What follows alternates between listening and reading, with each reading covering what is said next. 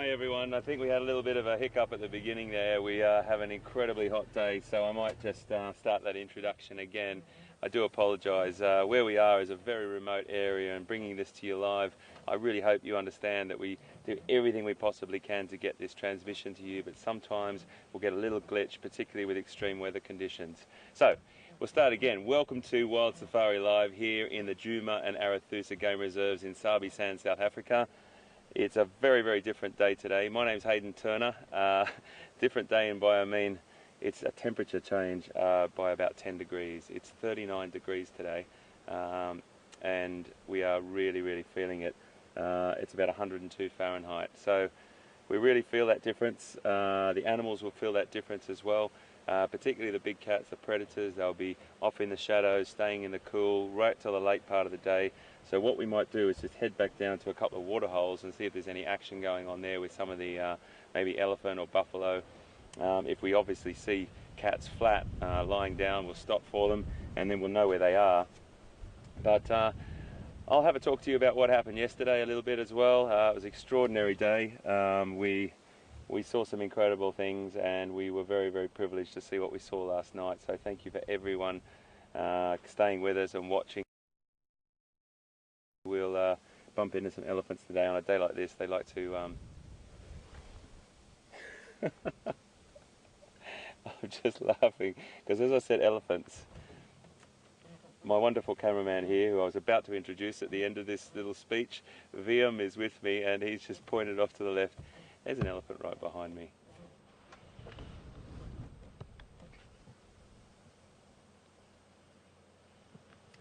Now that's a small breeding herd. It's not, I wouldn't, herd's probably a big word for it. I think it's only 4 animals, but there's a couple of adult females and a couple as a sub-adult and a youngster in there, and that's really funny, Viam.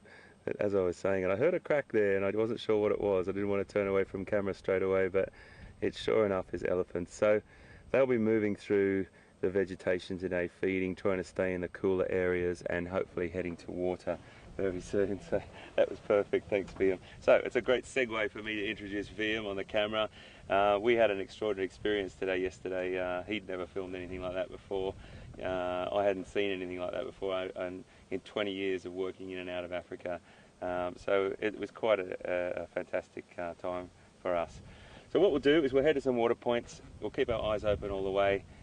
Remember, if you've got any questions, please send them to questions@WildEarth.tv, or if you want to tweet us, it's #SafariLive, and we'd be more than happy to answer them. We'll get to as many as we possibly can. We'll have a bit of fun as well.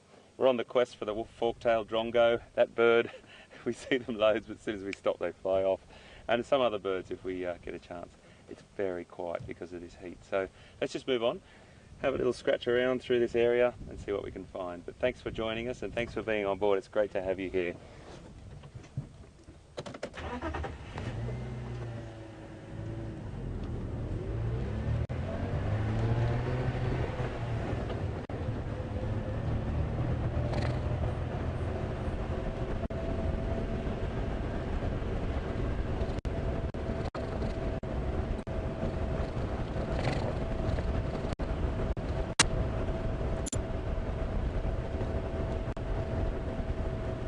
There's not much of a breeze either. It's pretty still at the moment, so the only respite we really have is the breeze from the car. I think it's probably hit 40 degrees if I feel it properly, because when we drove around back to lunch, it was just so hot. It's Africa. That's exactly what the temperature should be. We've been a little bit spoilt the last few days with this cooler weather. But this is how it should be at this time of the year, and this weather will bring the rain, and with the rain comes lots of babies and lots of reproduction, and the list goes on, and the whole circle goes around again. But it's a fantastic time of the year to be here in this beautiful place, and we're really, really thankful that you're with us.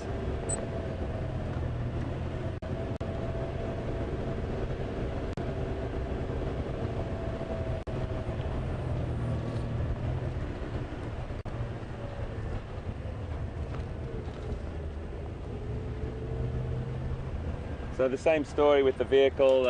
You'll probably wonder where Pete is. Pete's having an afternoon off today. I had the morning which felt a bit strange not to be up at 4 o'clock. And we just swapped today to give each other a little break. And we're working on his car at the moment. We've got all the parts flowing in and everything should be fine. We should be back on the road with the Jigger and Pete hopefully in the next couple of days, and then we'll have 2 vehicles out again. The terrain and this environment takes its toll on the vehicles. They're hard as nails, they're solid as a rock, but sometimes you just get a little bit of dust or dirt somewhere where it shouldn't be, and they can have a little tendency to have a bit of a hiccup. So it's all fine, it's fixable, it's all good, and obviously today is Sunday, so no one really works on a Sunday, and why should they? They need to have their weekends with their families, etc. as well. But tomorrow we'll get onto it and everything should be good in the next couple of days. And another thing I just wanted to talk about ever so quickly, and for all you Wild Earth people that have been with us for many years, thank you and welcome back again. You probably understand more so than the newcomers that we do have the odd hiccup, we do have the odd dropout, and for people that have been, this is one of your first or second safaris with us, we're streaming this live from South Africa, and when we go down into these little gullies or little sort of depressions, we possibly could have a breakup or a drop out of the signal, but we'll come back very, very quickly. So shade. He's a solitary. I don't think there's any other ones with him at the moment. I'm just going to creep around here. There might be. It looks like a solitary bull. And they can do this. They can be solitary, they can be in pairs, as in just 2 boys hanging out together, or groups, bachelor groups. Well, he's not that old actually. He's a beautiful boy though. Oh no, there's another one over here on the left hand side as well. So he's got some, so you look at the, can you just have a look, zoom in please VM, and look at the oxpeckers on his back there. If you go in close, you'll see that they've even got their mouths open, panting. They're really, really hot. Red-billed oxpeckers will be all over these, particularly the big herbivores, and the small herbivores, and be removing parasites, but also if there's an open wound, they will be drinking that blood, because that's what their food is, and they will be, sometimes they can be detrimental to the animal. How quiet is this boy here? My goodness me. I am literally 3 meters from him. Wow. I love buffalo. I think they're one of the coolest creatures in Africa. You can see him feeding there, and how he's going for the quite rough grass. They've got a great ability to feed on all different types of grasses, and they've got a very prehensile tongue that can reach out and grab great bunches of grass and pull it back in. Oh gosh, he's good, isn't he? So close to us, everyone. That's a great bit of vision to see how big that boss is. I'll just move out of the way for you so you can get a better look. The boss is that real chunky, hard part of those horns. It protects his skull. And he's got those massive curled horns there that most predators will take a wide berth of. What a quiet boy you are. We'll just move up a little bit closer.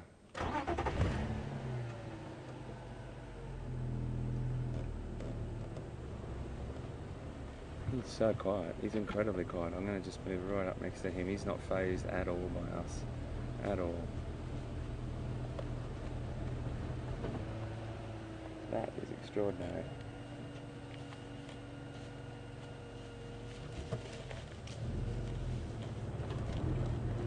Thank you, boys.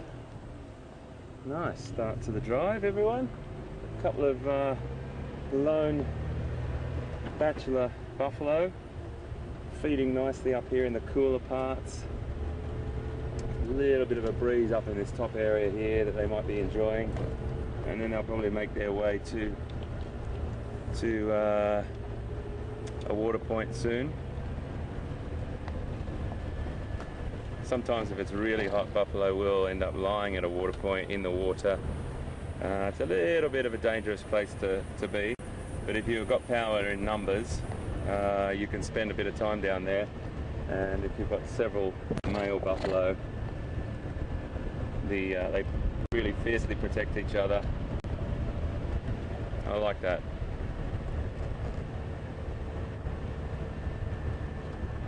So yes, it was a very interesting day yesterday.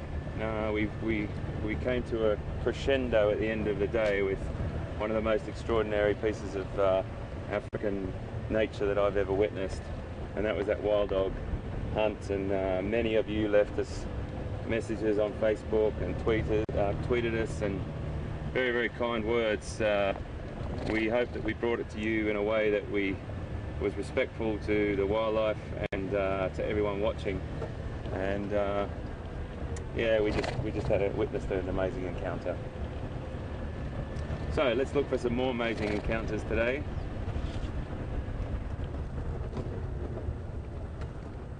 I'm just going to head across up to this main road here. Well, when I say main road, it's a bigger dirt road than this road. And we'll just head down that for a little bit and take a right hand into that Arathusa Dam where we were yesterday. Just see what's happened there. And see if there's any action. That's where we saw Mvula last, that beautiful big male leopard. And that's what took us down there yesterday as well. So it's really interesting with taking game drives and working with wildlife, that one thing leads to another, and it's a beautiful sort of unscripted follow-on from each thing. And you can look back at the end of the day and think, if I didn't do that, that wouldn't have happened, or that wouldn't have happened. But you don't play it out other than a first few thoughts in your head, saying to yourself, all right, let's just go and check that out and we'll see what happens from there.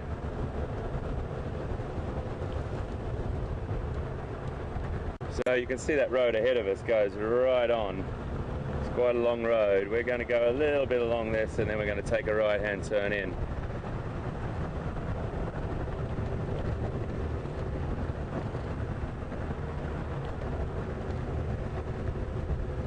I think one of the interesting things that I got out of that yesterday as well, just on a side note, was Nat from Israel sent us a tweet or an email, I can't remember what it was, asking us how do wild dog hunt and what strategy do they use.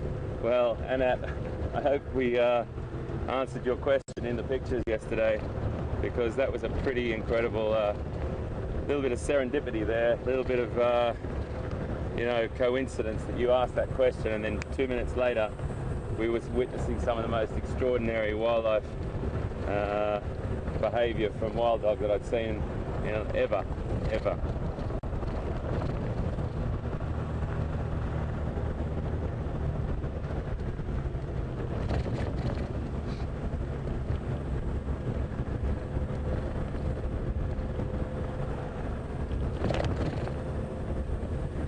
Been dragged out on the road by elephants.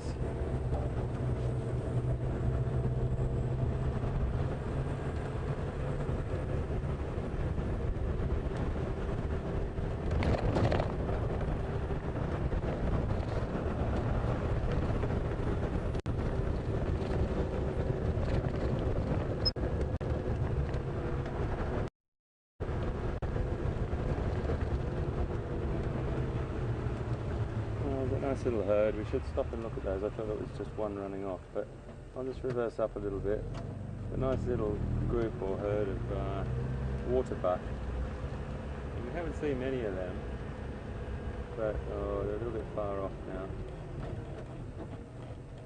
Just give you a little look off in the distance, you might see.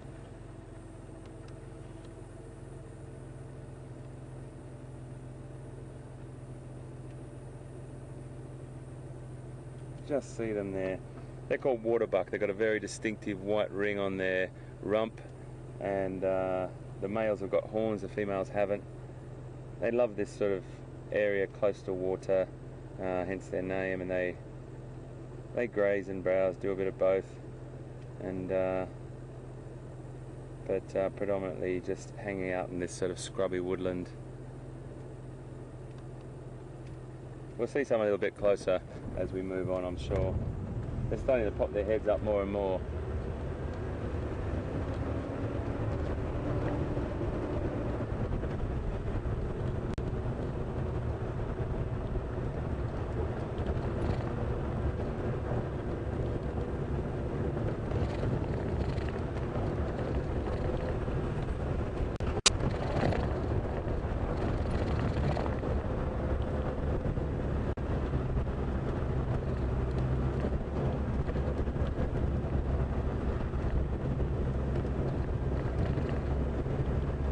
Very, very hot. I think the water points are our best bet at the moment. Just to see if there's any elephants down there or buffalo.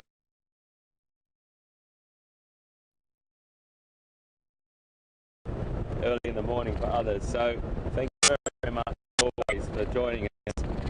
And there's lots of people watching, which is fantastic, building up for Big Cat Week on National Geographic.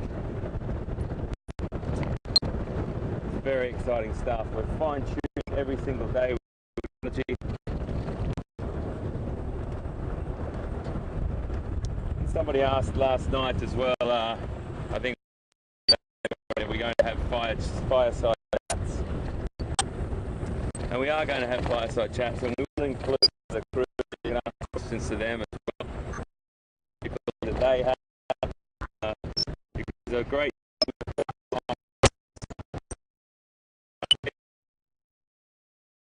Not really privileged to be sitting in the vehicles, VM and Brian as well, and Andrew and Jason eventually as well. They've been getting their first drives in, but behind the scenes again, there's loads more people doing an incredible job and working really, really hard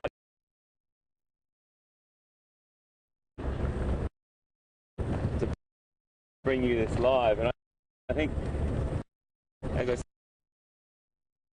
said the other day,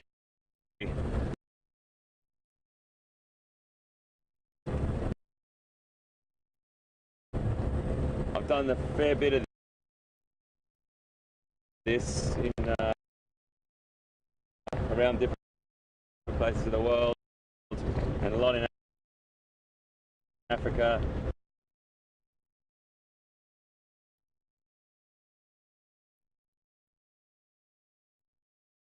Djuma, that's for sure. We might dip our toe again over into Arathusa this afternoon.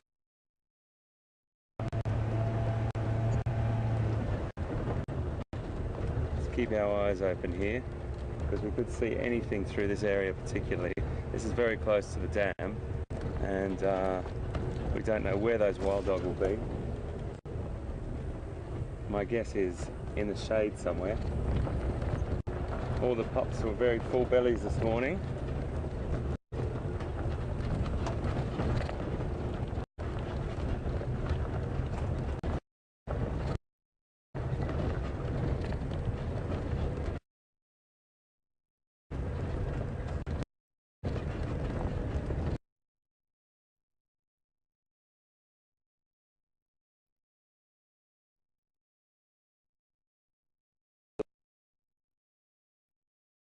A little bit further.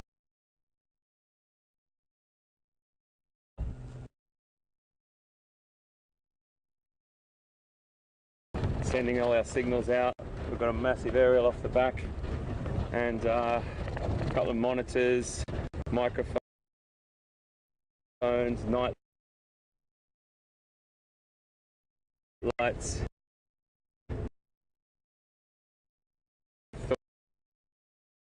Thought I would get there to be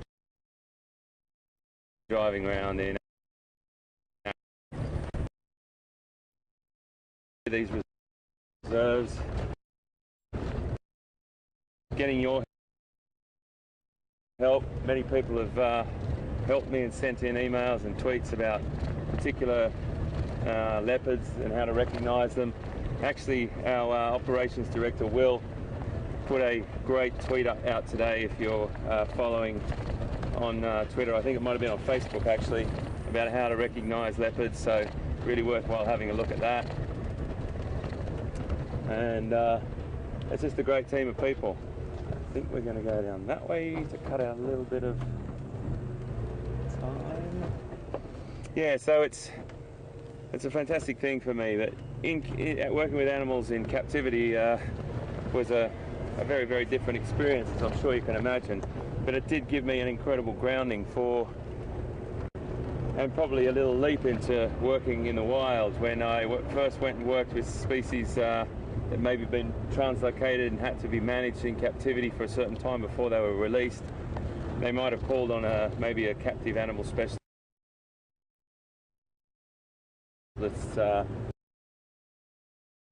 services.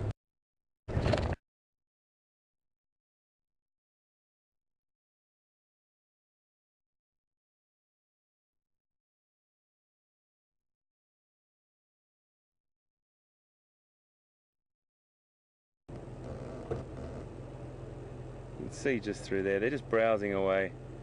There's no male around that I can see, but a lovely little encounter with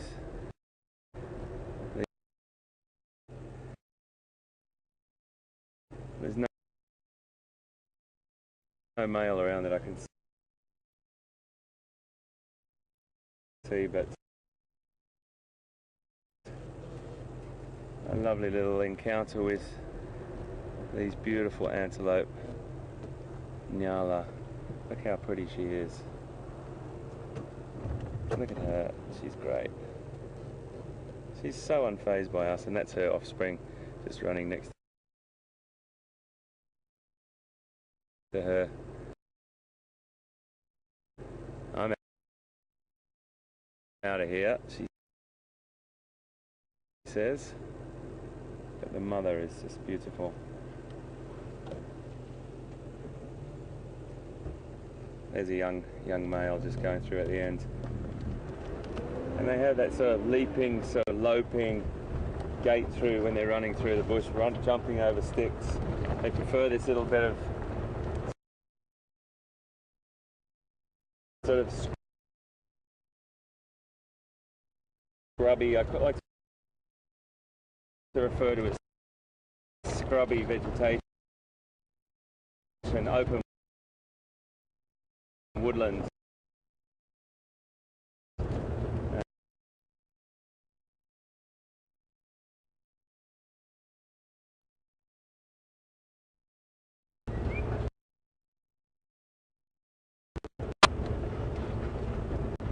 I remember the first time I went on a drive on the back vehicle at a camp that's owned by now a friend of mine, but I was in Zimbabwe,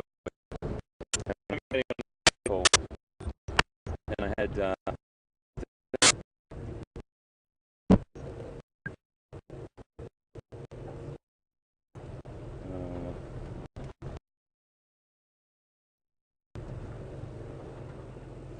a look at that. See if you're. Oh, it's just started off.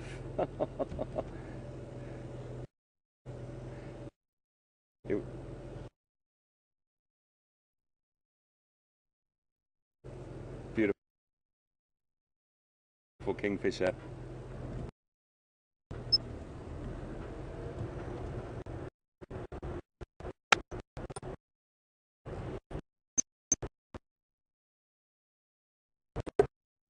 Helping carry these animals, and you know, he's a big character.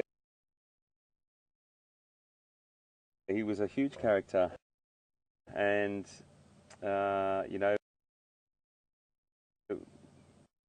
some people love Steve, some people don't love Steve. You know what?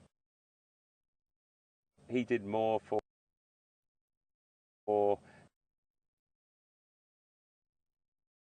the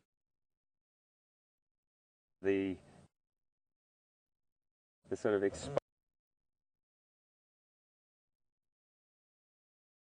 exposure of wildlife and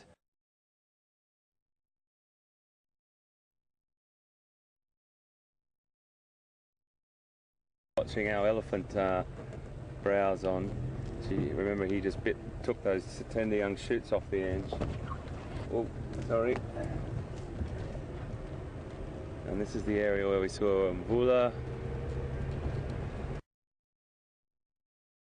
I'm sure Mvula's moved on now, but you never know. Might be hanging around this area.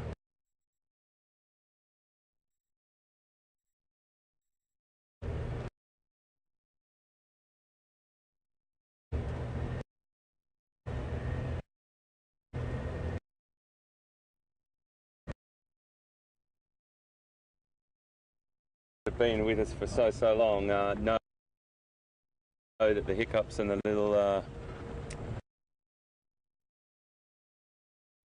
the things that come along.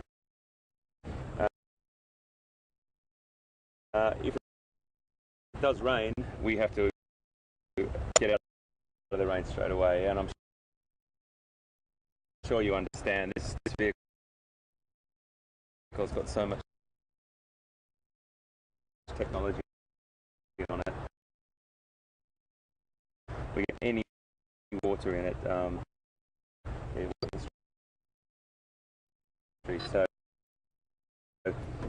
I'll give you good notice on that, of course. But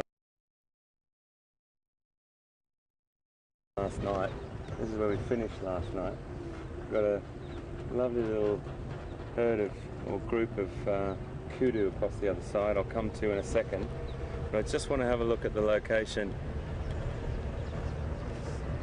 This is the location where the impala was dragged to last night. I just want you to have a look at the ground.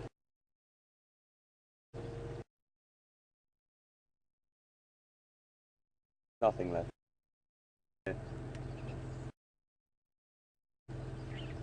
Oh, I'm sorry, there is a little bit. Okay, there is a little bit. Just behind that bush there's a little bit of remains, but not much. Just there.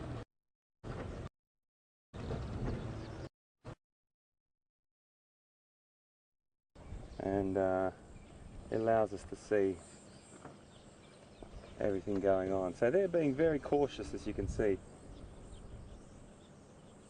We've also got a very nice little hippo in the middle there.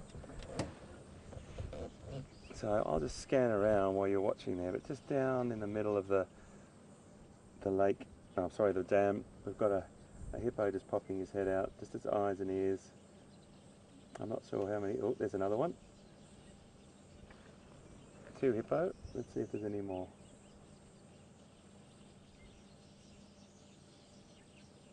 These lovely kudu coming down to drink here. Very nice.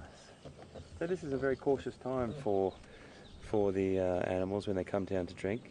It's a place where predators will hole up for the day if it's hot and look for an opportunity. All very cautious. They get a bit nervous when they come down these parts. But these are all kudu cows or females, which I'm sure you've seen before.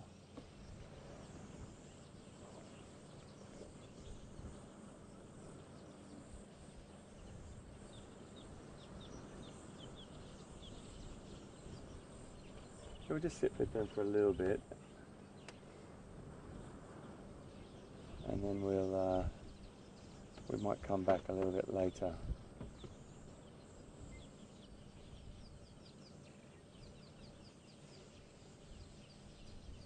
So pretty.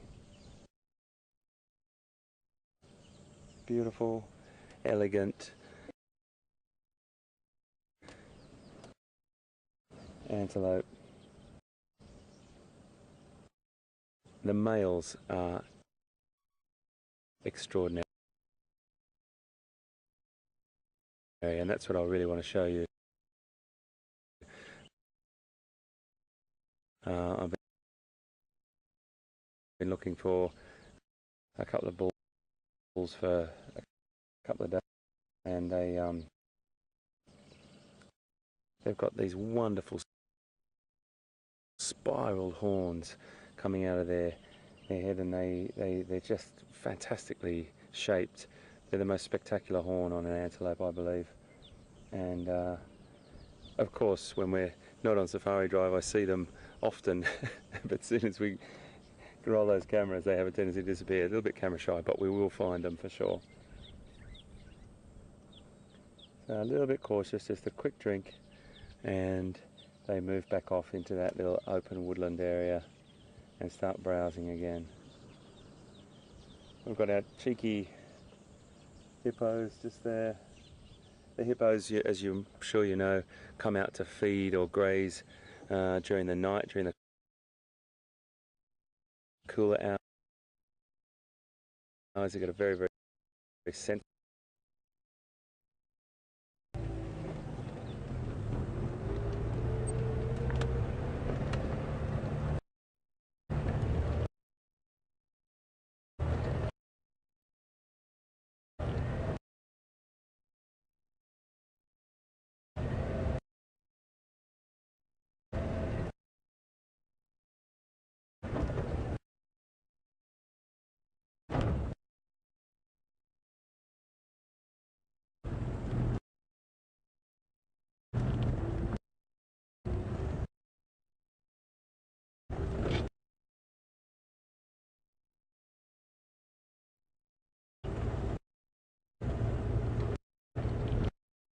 So there's been a lot of action up this way over the last few days.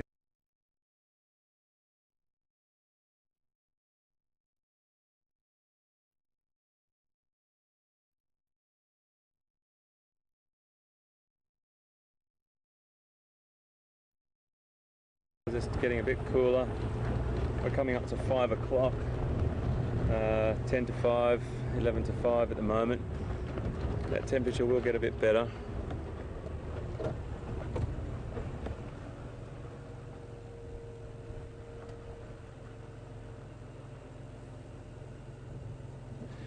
Whenever I look out the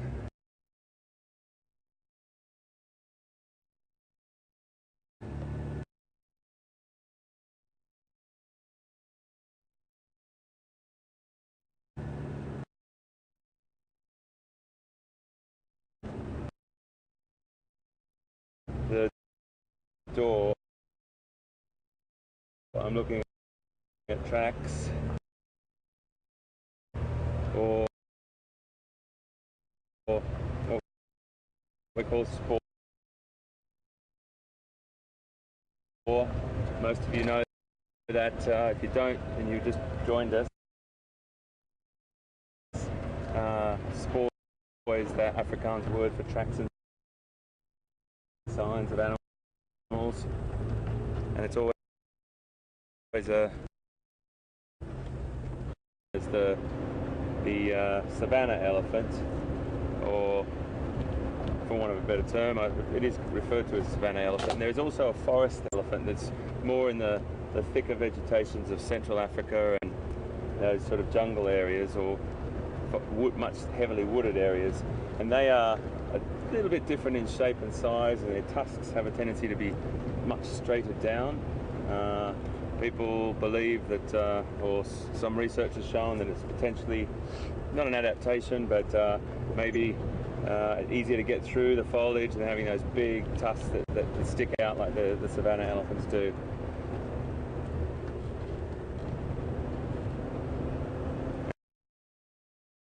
And I always love finding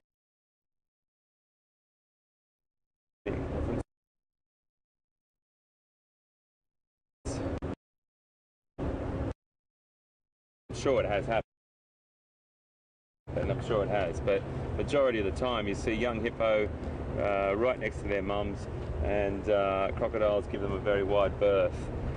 But it's an interesting thing to see hippopotamus, what we call hauled out.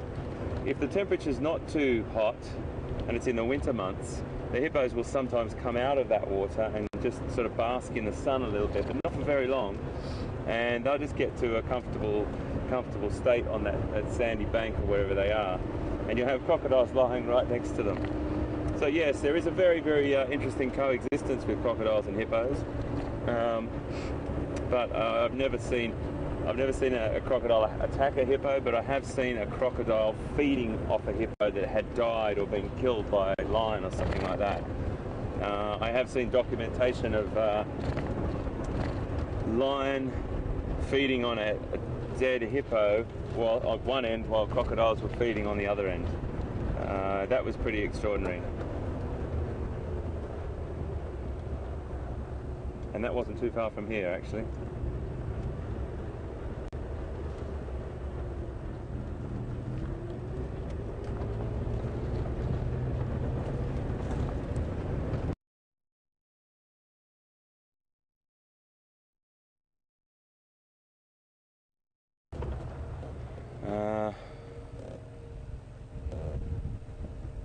Left or right, folks? The first person to send us a message on Twitter now, take the left road or the right road. I will take it for you, and I'll give you a little bit of time. Control room will tell me who comes in first. First person to tweet now and tell me much. We're going left. Well done. Let's see what we can find.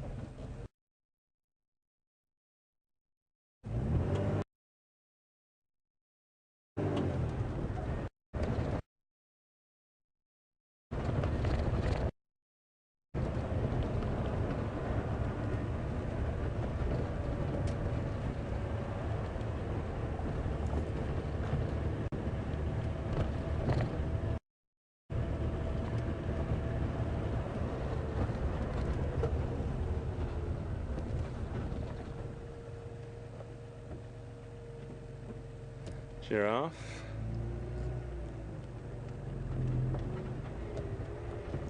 Buffalo. Going that way. They're a bit old.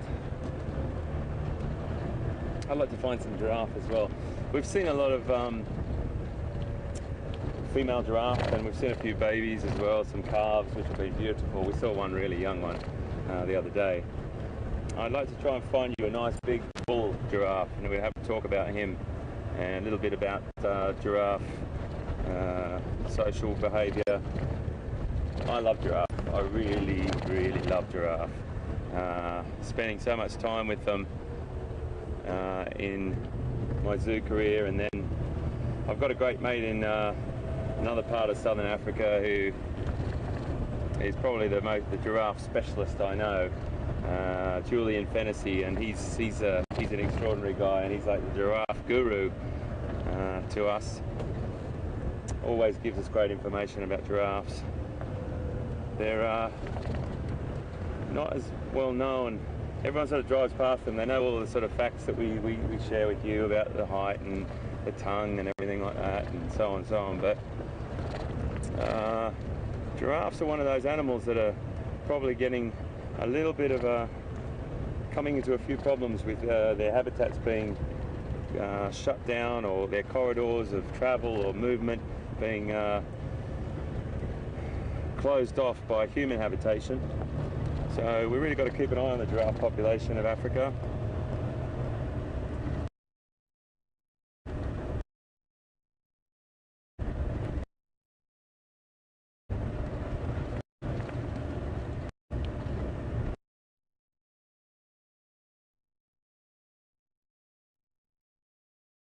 I do apologise. So just try and stick with us if you do get stuck or it freezes or something like that. Stick with us. We'll be back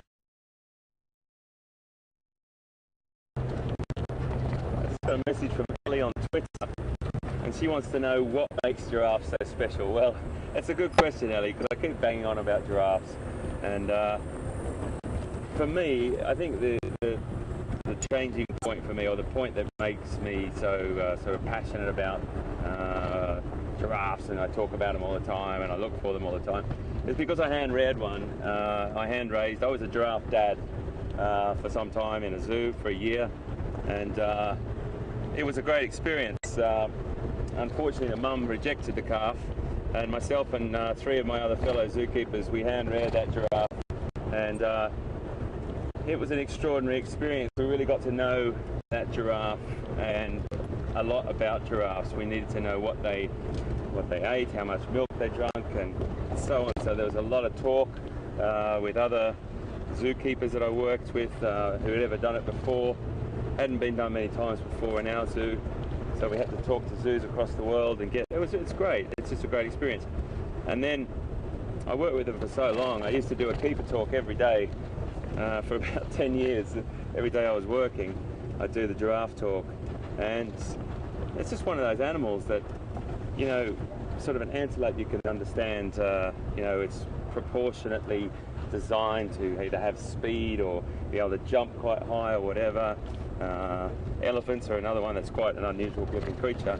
But giraffe, I mean, those legs, that animal has evolved to exploit a beautiful area of vegetation that no other animals other than elephant can get to.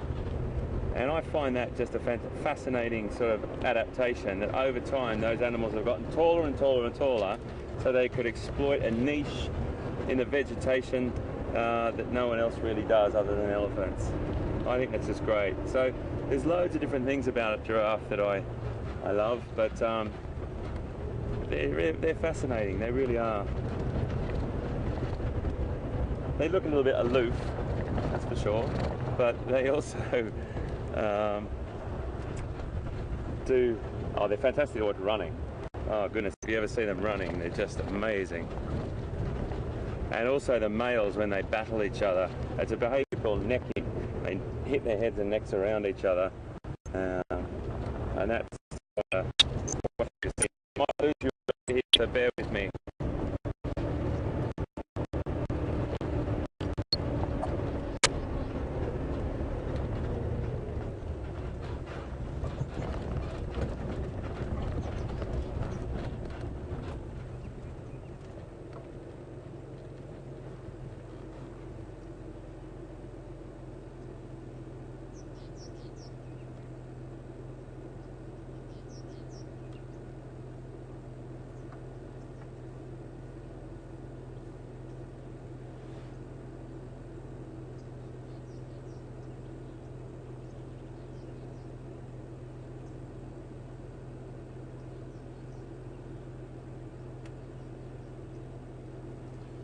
I always like to stop and have a quick look at places like that, just because it's cool.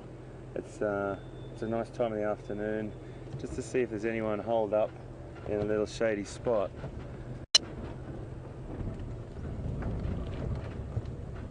We might drop out here.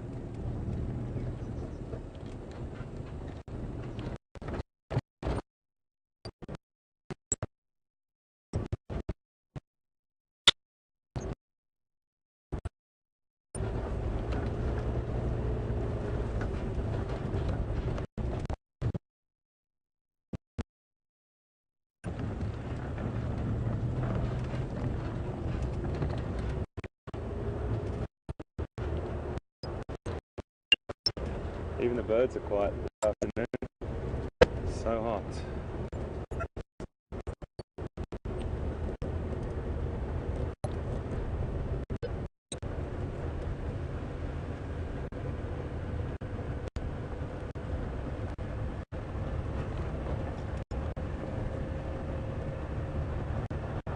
I'm just going to go up and have a look at Treehouse Dam before we go down to Twin Dams.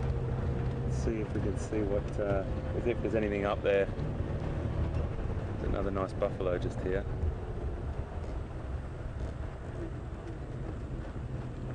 Just going to creep up here. There's a lovely buffalo. couple more over on the right hand side.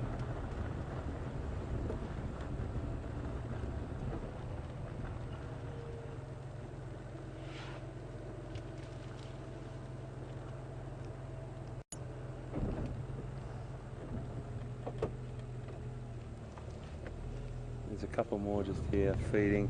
So these bachelor groups we see, I'll just come around so you can see around the other side of him.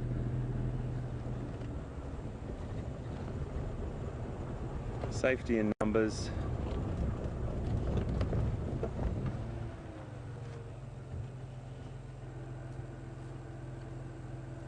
They're so relaxed, the animals here on these reserves, everyone. This is only 5 meters away from me. Look at that prehensile tongue. Reach out and grab those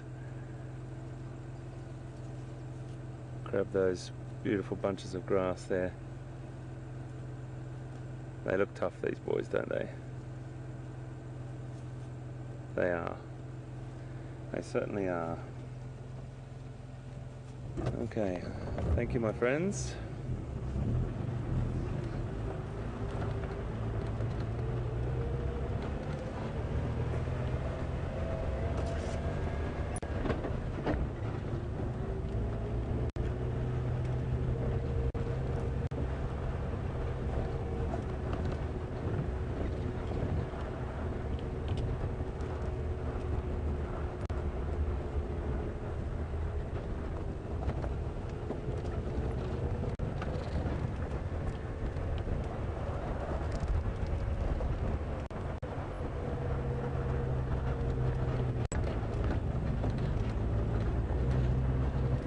A lot more buffalo through here. Another 1, 2, 3, 4.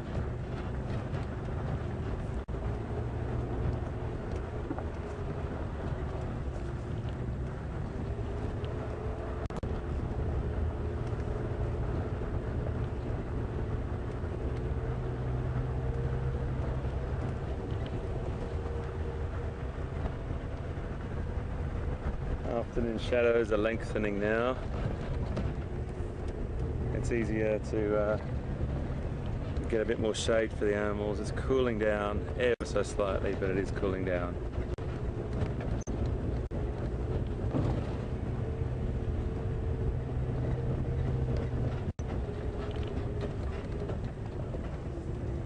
A lot more buffalo up in here. So there's a big bachelor herd going through there.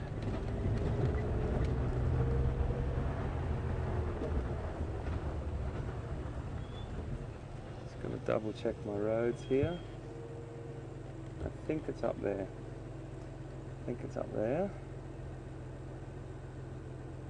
So thank you for bearing with me, everyone, with my road knowledge here. Yep, treehouse dam. Perfect. Just got to double check now and again. I spent a lot of time the last few days over that side of the reserve, and it's easy just to get one turn wrong. That's not the end of the world, because we'll always have a great time whatever we see.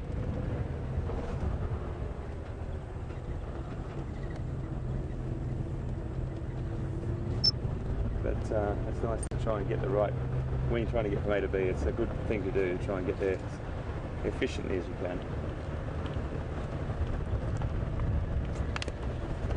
Hot water. Nice.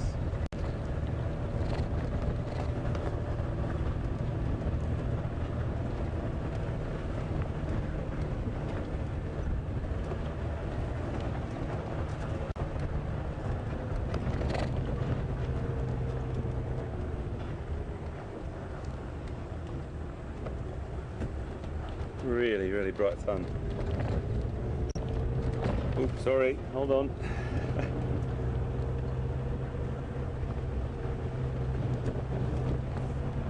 So again, if you haven't heard me say it in the last few days, but just to reiterate, this area here was burnt out about 3 weeks ago, and there's a really lovely flush of green grass that's come through here.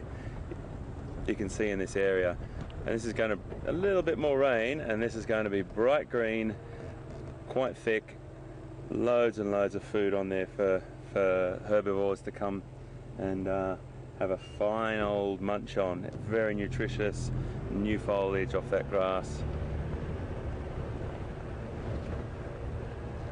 Okay. Just have a little look on Treehouse Dam. This is Treehouse Dam. We've stopped here a couple of times. This is where this lovely little hippo is that doesn't like to show his face. He sort of he just sticks himself under with his nostrils hanging out.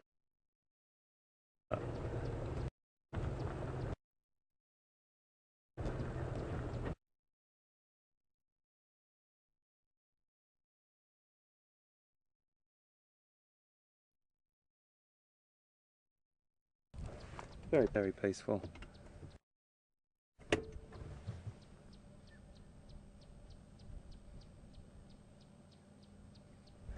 So you can just see in the middle there, I think that's the back of that hippo. I'm not sure. I think that's just a tiny, yes it is.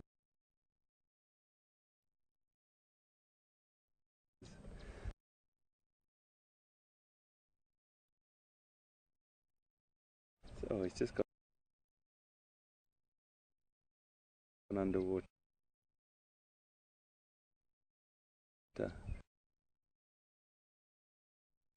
I'll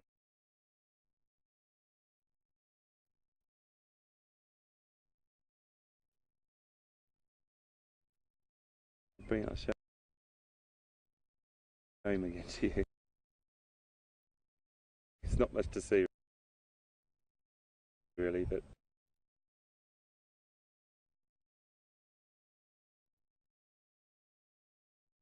there's a little tiny bit of, looks like a log sticking up. If you zoom in over to that's it, yep, you've got it, that's exactly it, mate, exactly that. Believe it or not, that's a hippo. That's just a tiny bit of his skin on his back, I think, sticking out, and he just drops down and comes up again. No, but he's a bit of a quiet boy, that boy. So we'll move on and see what else is down at the next dam, and then we might head over to Arathusa. What do you think? I think it's worth a try. We'll have a little bit of a look around there.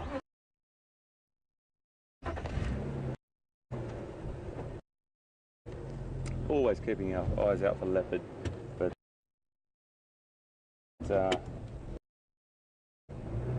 we're sending out energy to the leopard gods to come forth and present themselves.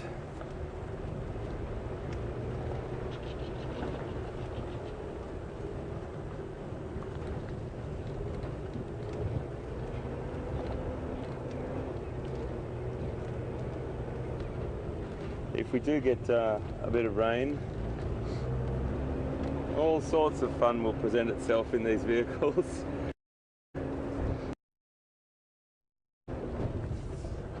We will, it can be a little bit slippery around.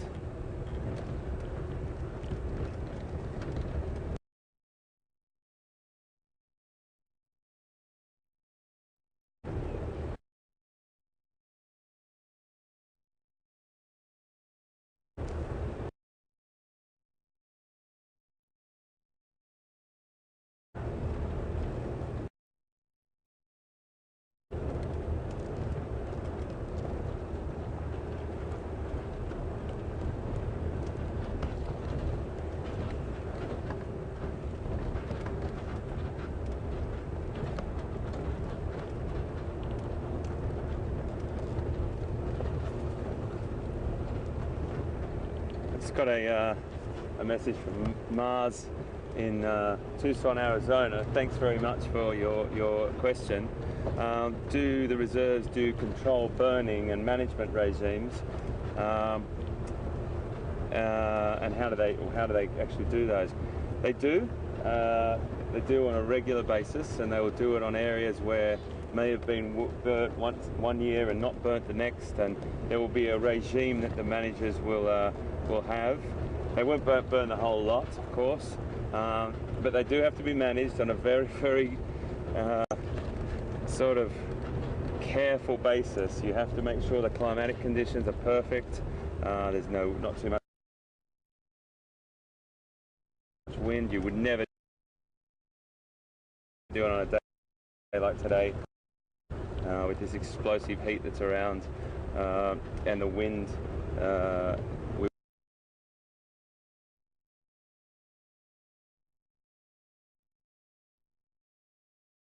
Naturally in the wild as well, through lightning strike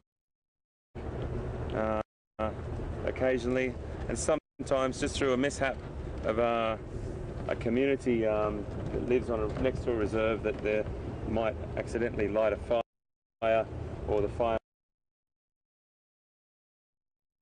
might catch from one of their household fires. So these things do happen, but they're normally managed. Most animals will try and make an escape, of course.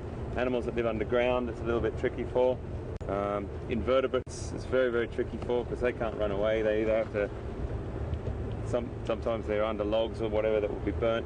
But several bird species will actually benefit from it or prosper from it. And the elusive,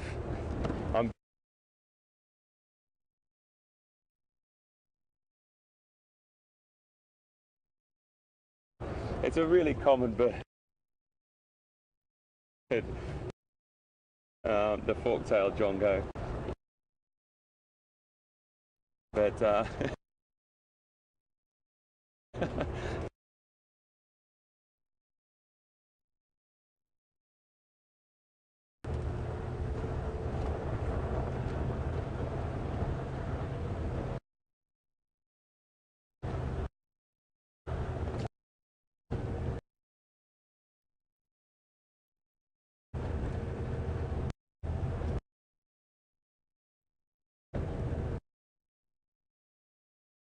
it's a lady's name, I'm not sure, I do apologise.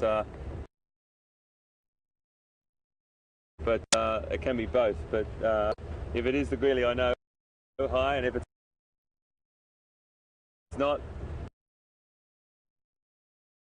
and it's a new greely, hi as well.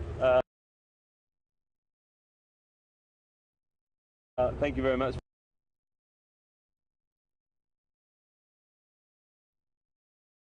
are you, mate? Good, good. Hi, everyone. How you doing? How are you, mate?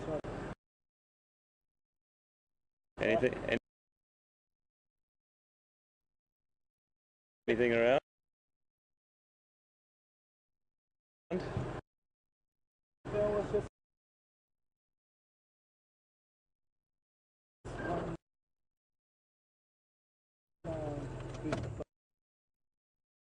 Buffalo. Okay.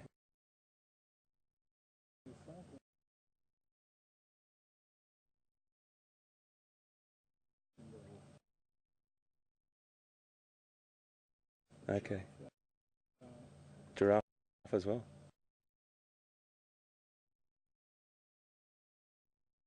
Yeah. Okay. Okay, lovely. Fantastic. There's a lovely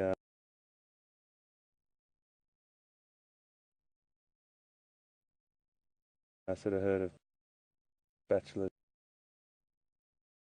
up.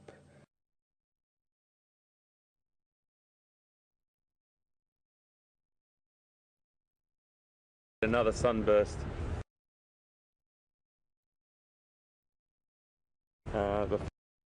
before it goes down.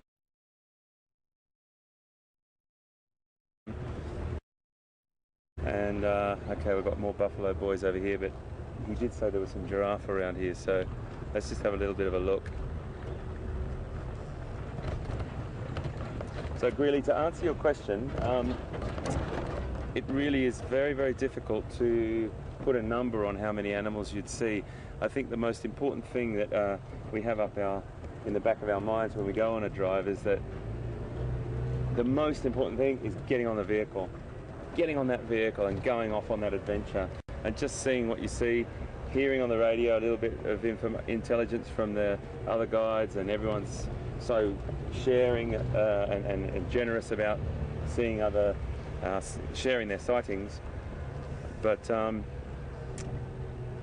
goodness, you could see 50. I mean, you've got to include birds as well. Let's not forget those little birds. I love my birds, and you have to remember that those birds are really important to remember, to count in your numbers. Let's just have a look at these guys here.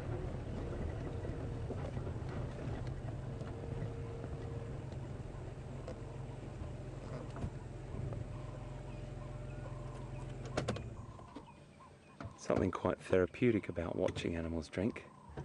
They look like they're enjoying it so much.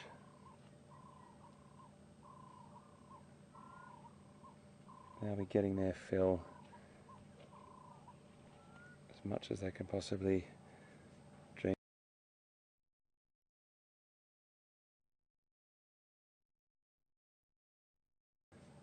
Keeping eyes out, just being also a bit wary.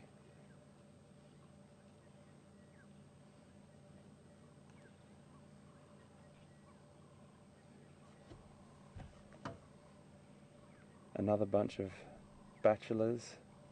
Seems to be a lot of bachelors around, doesn't there?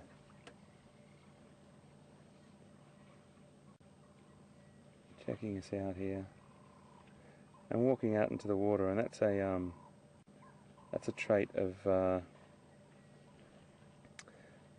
buffalo as well. They walk out to drink in that water.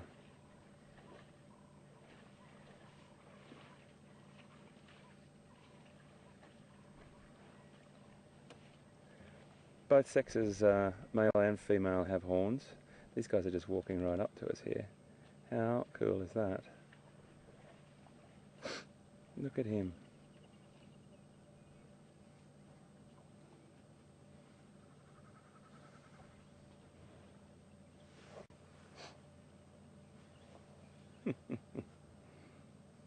So nice.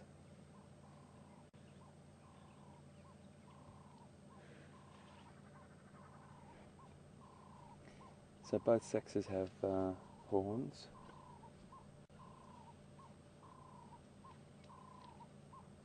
They occasionally browse as well, so they're not. They prefer to graze, but they'll browse on vegetation as well.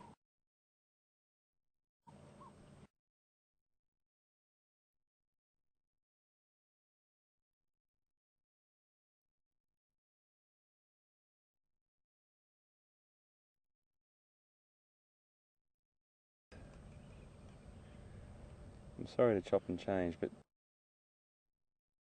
the reason why they're doing that, they're all smelling the air. And it could have been a predator that's walked down there to drink as well. You don't know.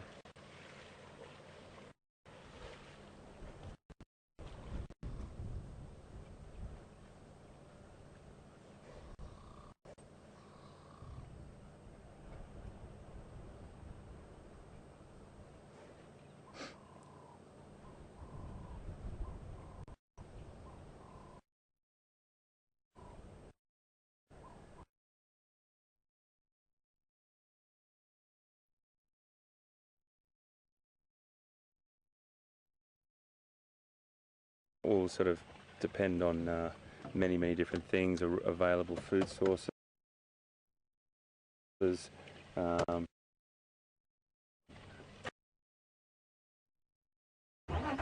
and you know how much predation is in the area. Oops, sorry. Hand break off.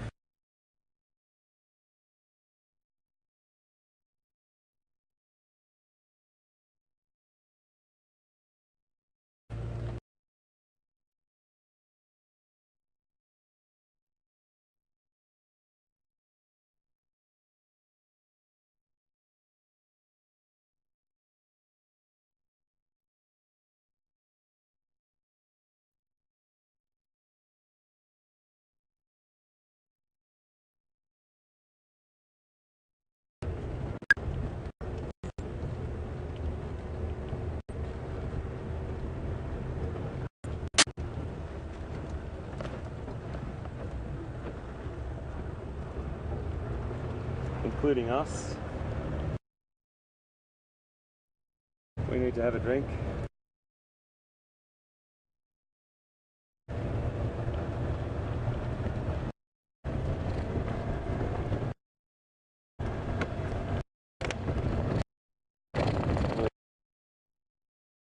Yeah.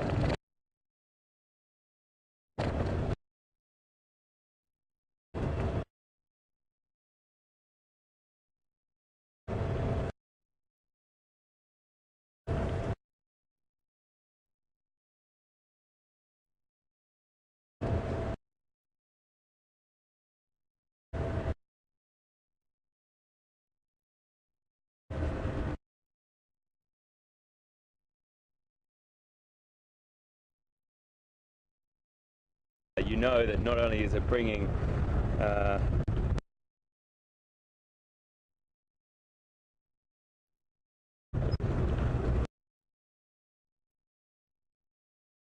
great colours for our pictures or whatever, or great vision, it's bringing incredibly important rain.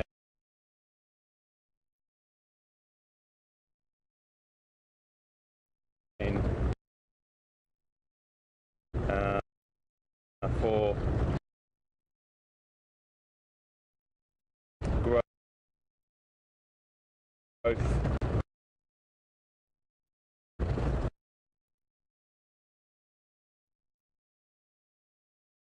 and food for many creatures.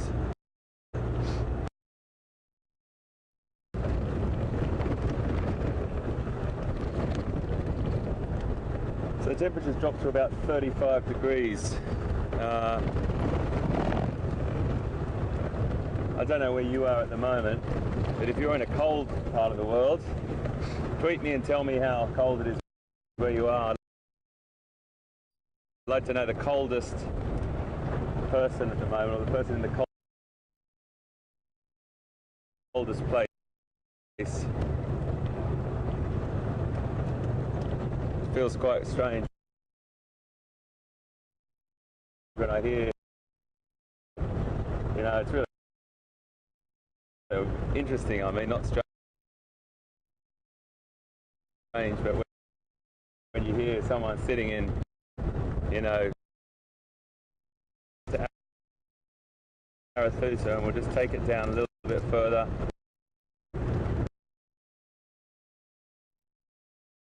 I did mention this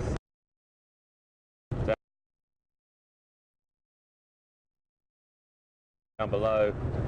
They will create take over another old aardvark or warthog burrow in a termite mound.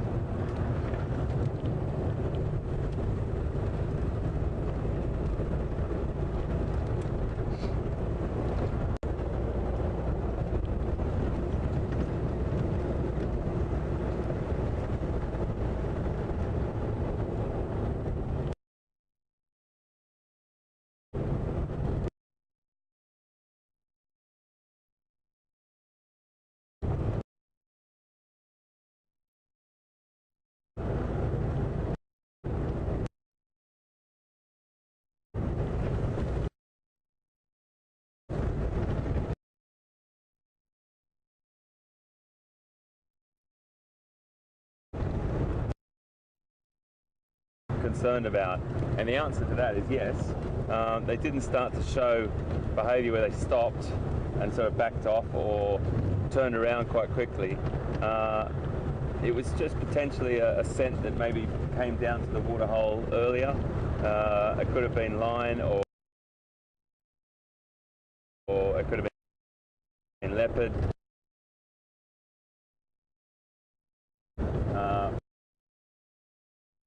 And they would have just picked up maybe a bit of that scent, or it could have been something on the wind far away. They have a great sense of smell, but if it was line, it was a strong sense of line, they would have shown very, very different behaviour. They were just having a bit of a scent, excuse me, and then carrying on with their journey.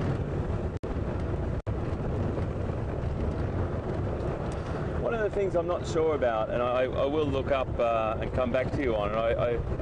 I know that herds of buffalo have a dedicated pathfinder, and I love that. I love that they've got this this potential animal that is the wisest, or the one that they all trust to take them to water at the right time of the day and to good pasture or good grazing areas as well. I'm not sure if it happens with bachelor herds, but I'm suspecting it does. Someone will take the lead. One of the individuals will be the trusted. They're called pathfinders, and they're the ones that lead on the animals to water or to pasture.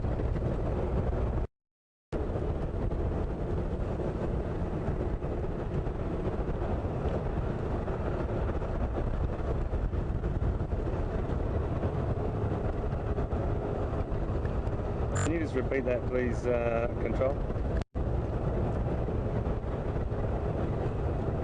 I just got a message that's coming through.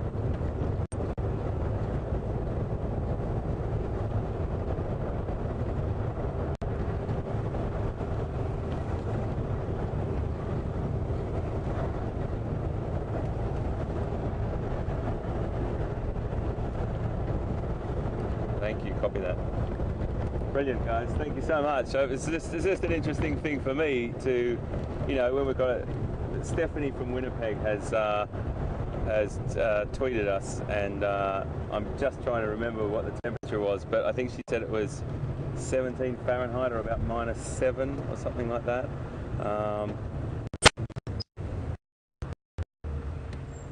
So I'm just going to take that road back off to the left. And just see if we can find something down there, because I have a funny feeling there might be an opportunity down there.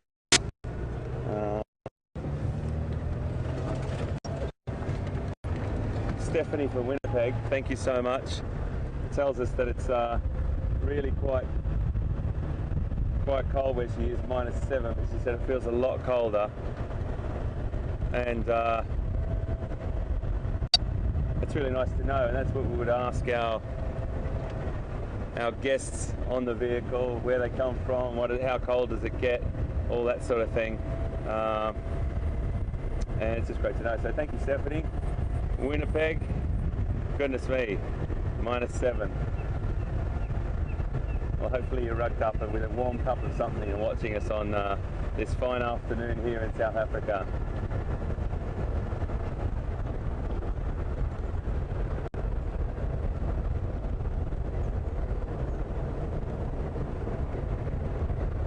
And thank you to everyone else, because it's not always, you know, it's very difficult to answer every single one, but Control Room just told me that you guys sent massive amounts of tweets, which is really kind.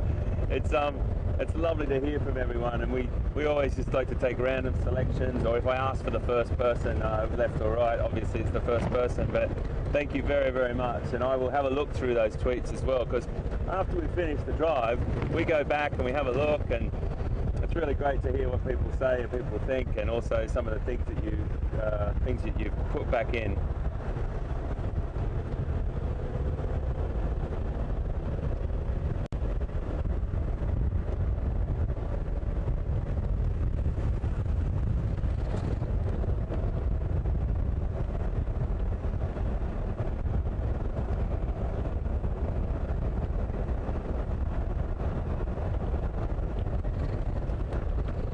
Going to go back onto Djuma, because I've got an idea.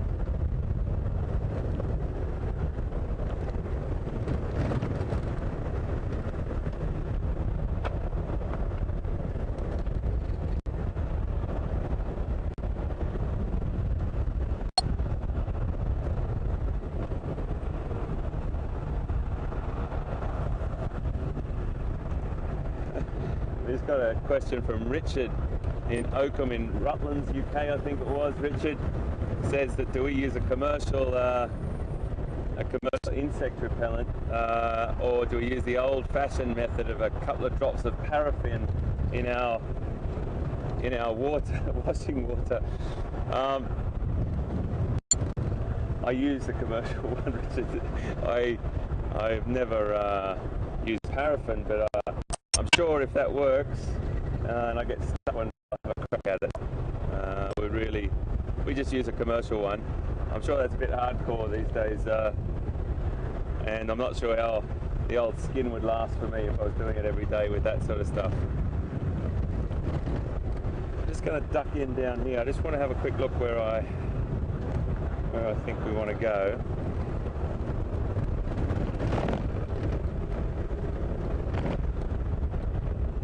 My map app.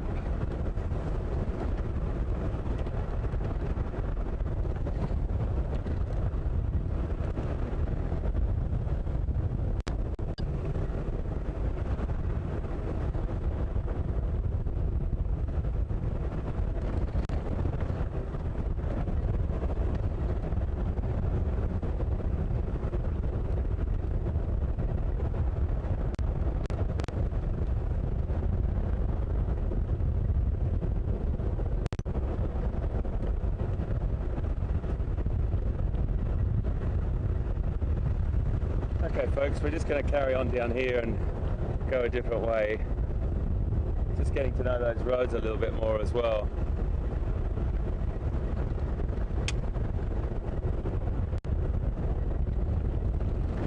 Definitely got rain on the way. We've got rain on the way. See over there, starting to cloud up. In the next 24 hours I think we'll have rain for sure.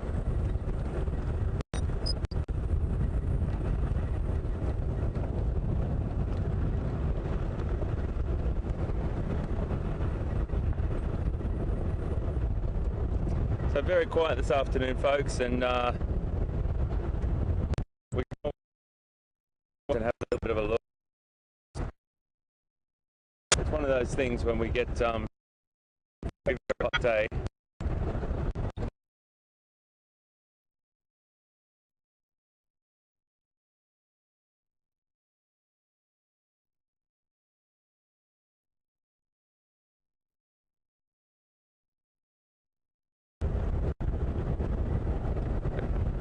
It's really nice to have a bit of cloud in your sunset. Get these beautiful shards of light coming through in Africa. It's these big skies with massive horizons. We'll try and find a spot where we can just have a bit of a look at that.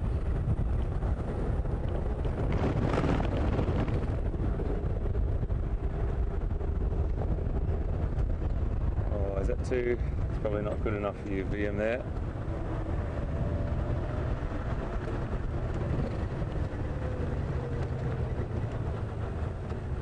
I wonder if we move down a little bit for you, mate. I might get a good shot just here.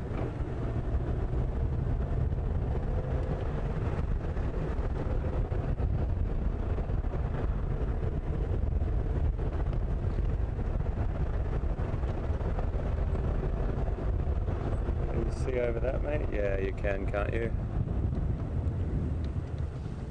Look at that, folks. That's quite spectacular. That sun just behind that beautiful cloud, and those shards of sunshine coming through there. Really fantastic. Really fantastic.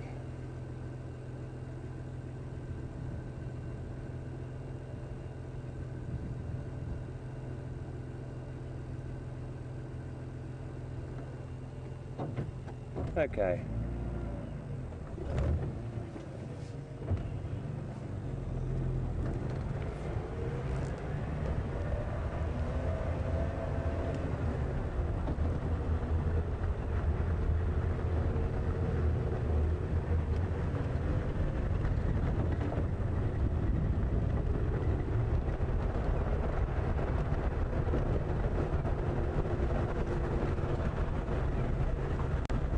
Got a message from Eric in Washington. Eric's asking how we sort of quantify or how we try and choose the most pertinent question for the tweets that come through or the emails that come through. We go through them, and out back in the control room the team are looking through always for the questions that relate to sort of things that we've been doing, or things about us personally, or something that might have happened in the last few days. So those sorts of things are the way that we look at them. But we always try to get to as many as we possibly can. We don't want to also fill the airwaves just for you with questions. Obviously, on a day like today where it's been very, very quiet, we can ask a few more questions, which is always handy. But that's the way we would do it. We would ask questions that are most relative to the subject matter that we've been talking about. And keep them coming. We love them, for sure. And you guys have been really, really helpful so many times to me, particularly when I've been looking at those 3 leopards. We've got a lot of people that do know those cats and sent in some great sort of texts and tweets, emails and tweets, to tell us that I was looking at quarantine, and I was looking at Mvula and Karula particularly that day.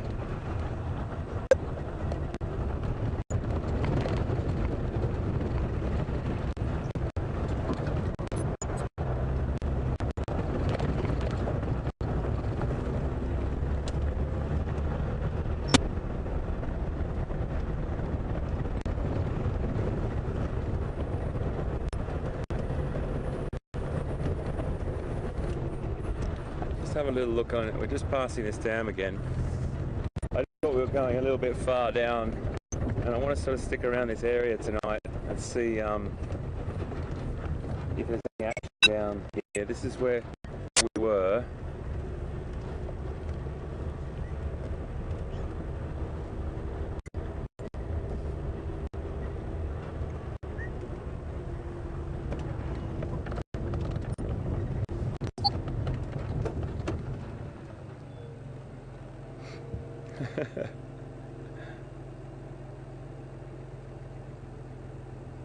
Quiet on the home front here. Quiet, quiet, quiet.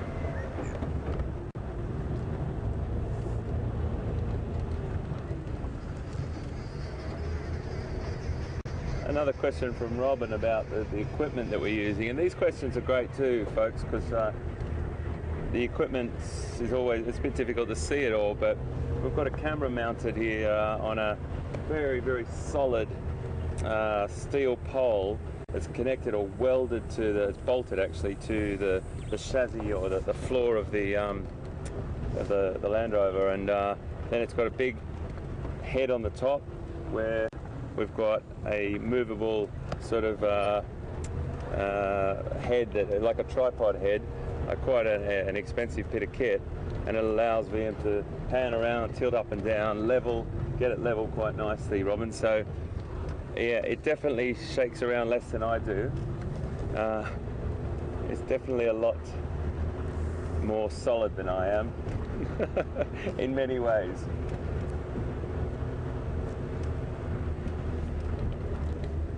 Oh, I want to find a leopard. I really want to find a leopard.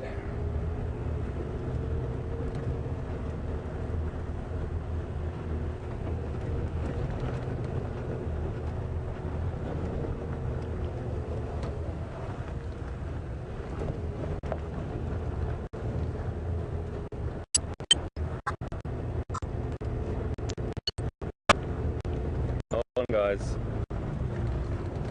Whoa.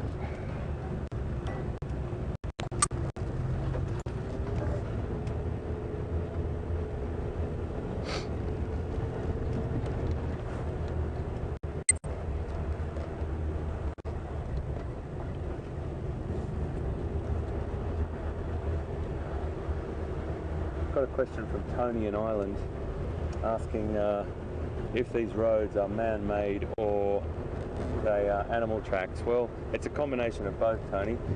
Sometimes you'll get roads that might have just been a bit of a wide track that elephants have used, and then vehicles start to use them. reserve vehicles, not public. This is a private game reserve, as you know. It'll just be vehicles like ours coming along them. And over a time, that elephant track might be a track like we're seeing right now. And it's important to islands there.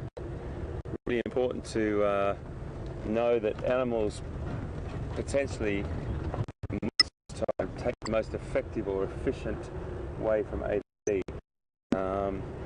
And elephants, particularly when it's going to a water point or up a hill, they will either zigzag up the hill, and many roads have been put into good use by that have been originally animal tracks. So great question.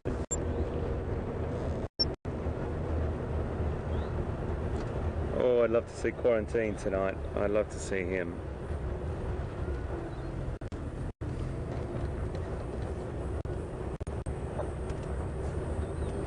Temperature's dropped. Feels like it's dropped about 10 degrees, everyone. And that's a chunk off the old Fahrenheit scale, and I'm sorry I don't convert everything straight away, but know that it's just dropped considerably. 10 degrees Celsius I meant by that.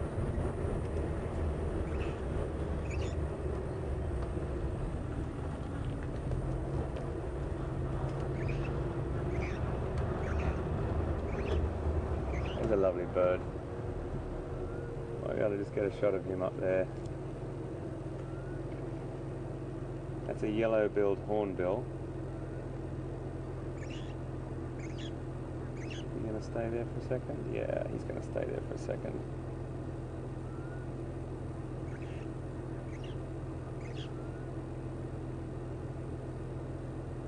It's known as the southern yellow-billed hornbill. I'm not going to turn the car off just because he will probably fly off as soon as I take the car off. Turn the car off, that is, sorry. Yeah, a fantastic call. Look at that lovely casked bill there. Isn't he pretty? I'm sure you've seen these before. We've probably put these on Vision before, but they're just a great bird, and they don't always stop there and for that long.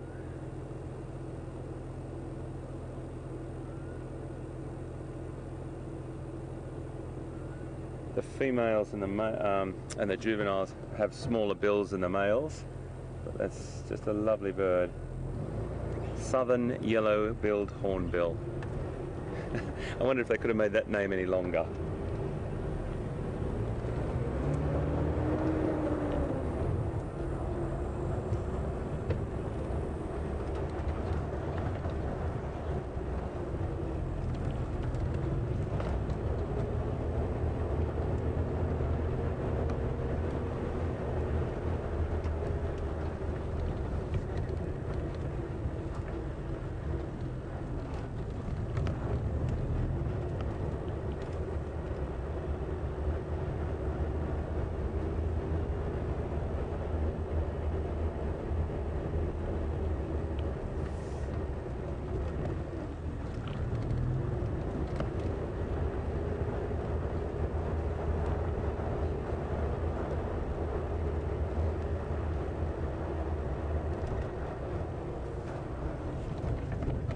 Hold on, guys. Sorry. Apologies. Bit of a bump.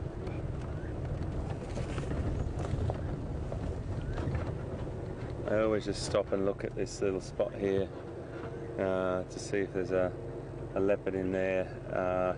Quarantine likes to spend a little bit of time just in there. It's a great covered up spot, but it's normally when there's water in this little pan here, Chila pan we call it, and it's definitely dried up, but once it's got a bit of rain in it, a bit of rainfall, that will fill up a bit, and you'll start to get animals coming down to that point where the leopard may use that place to lie and wait.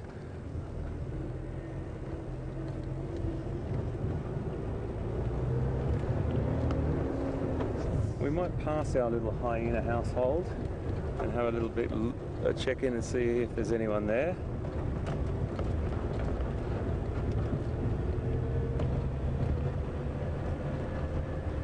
great sunset. Amazing. It's getting better and better.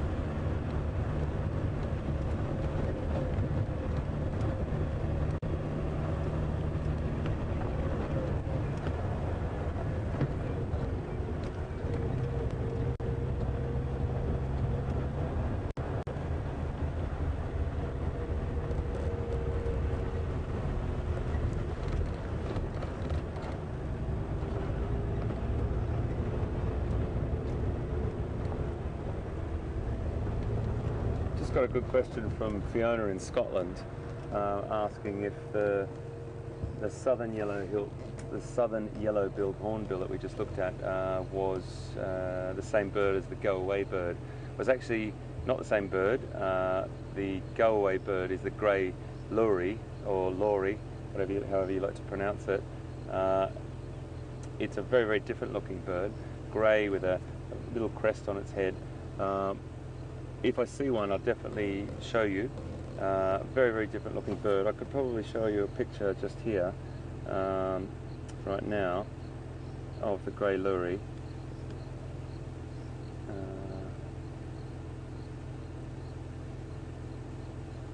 This is what the grey lory looks like. I'll hold it nice and still for you, and the VM will zoom in there. That's what the go-away bird looks like.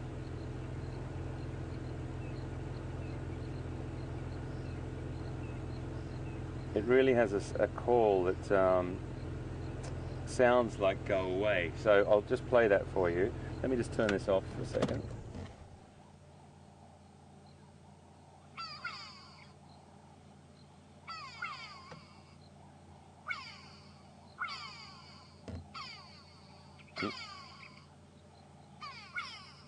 So that's the call of the grey lory, and they're a very, very different looking bird. So that's what they look like in flight, but a different looking bird to the to the southern yellow-billed hornbill.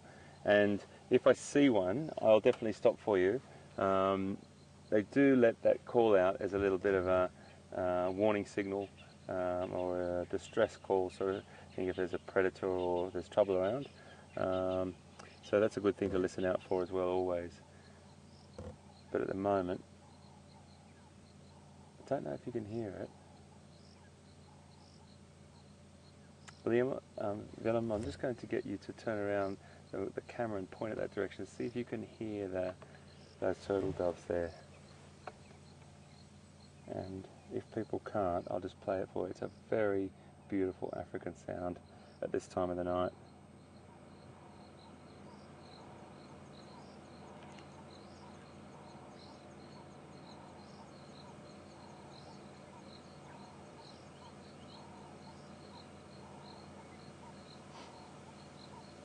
Can you hear that, everyone? That beautiful, beautiful African sound of the afternoon. They're a really modest-looking little bird. They're these guys here. It's a Cape turtle dove, and they're a very sweet little bird. We see them quite a lot, and I'll stop and show you one of those as well. But it's always nice to hear those calls. So remember what we said, hearing the calls is nearly as important as recognising the bird. That sound like, just in case you didn't hear them.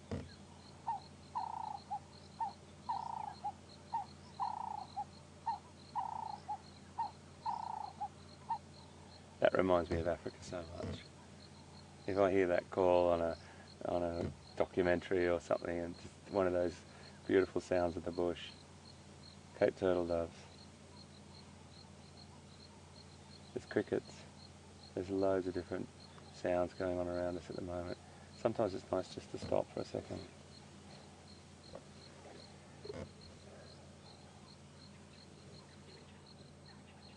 Loads of different birds going off. We'll move on. We've got an hour, my friends. We are going to do our best to find some interesting other things. But again, today, folks, a little slow on the big sort of cat scene. Elephants are sort of deep in the open woodland as well, in the cool. We saw those few ellies right at the beginning.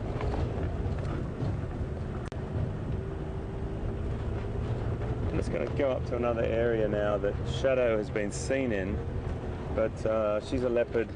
She's a leopard offspring of Karula, and I haven't seen her yet. Pete told me that he got a glimpse of her this morning or something. One of the guides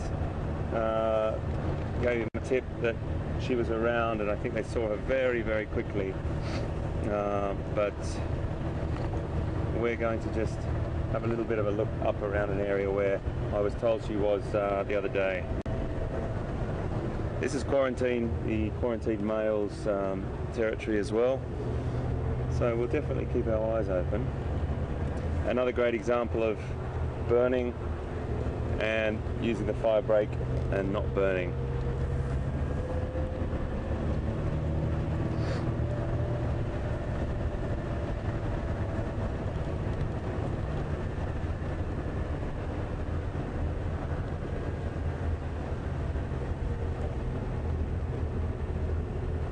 So I'm just looking down into this little riverine area.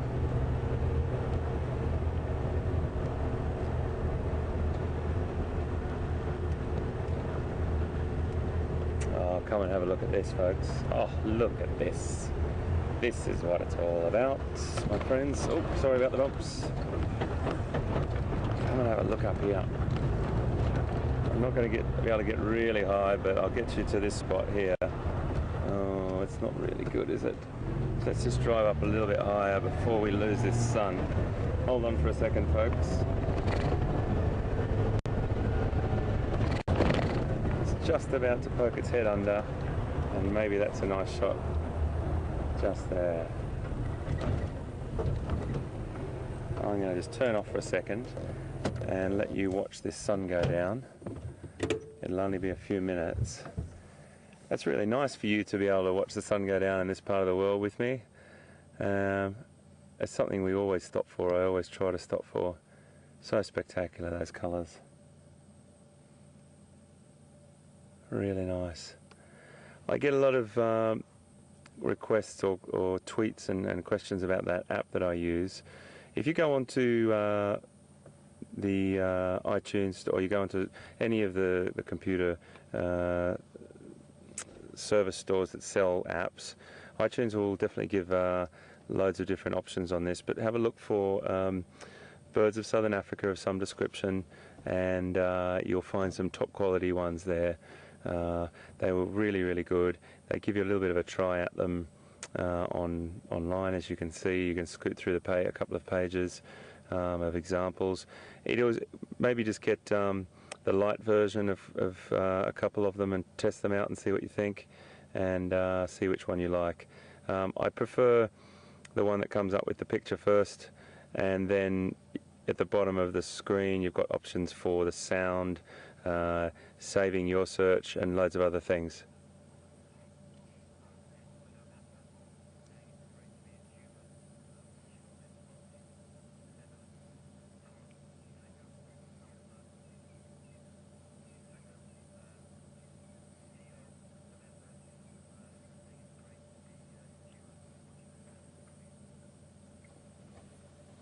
Lovely message from Ton in the Netherlands that just said it's great to be here watching the sun go down and watching all this happen in Djuma Game Reserve with us. So thank you very much. The sun has gone down. I think we are on a quest. We're going to spend the next hour looking for things with whiskers. So it's cooled down considerably now. Before it was just way too hot for them to come out. I'm going to frequent this area, the water holes again. and just have a bit of a scout around and see what we can find. We'll do our best, of course, we always do. That was pretty beautiful to see. A couple of nice little birds, a couple of buffalo, nice to see some giraffes. Let's see what we can find. Am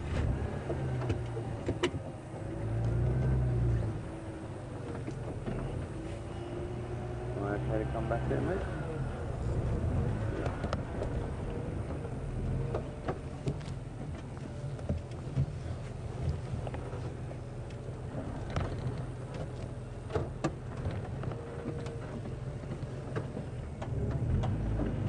Hold on, folks, I'm sorry it's a little bit bumpy at the moment getting across this, reversing this road.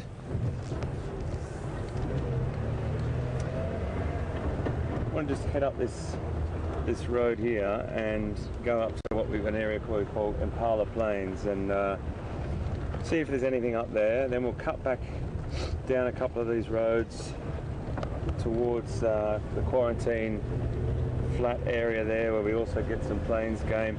You never know in those areas if some of the leopard could be hunting.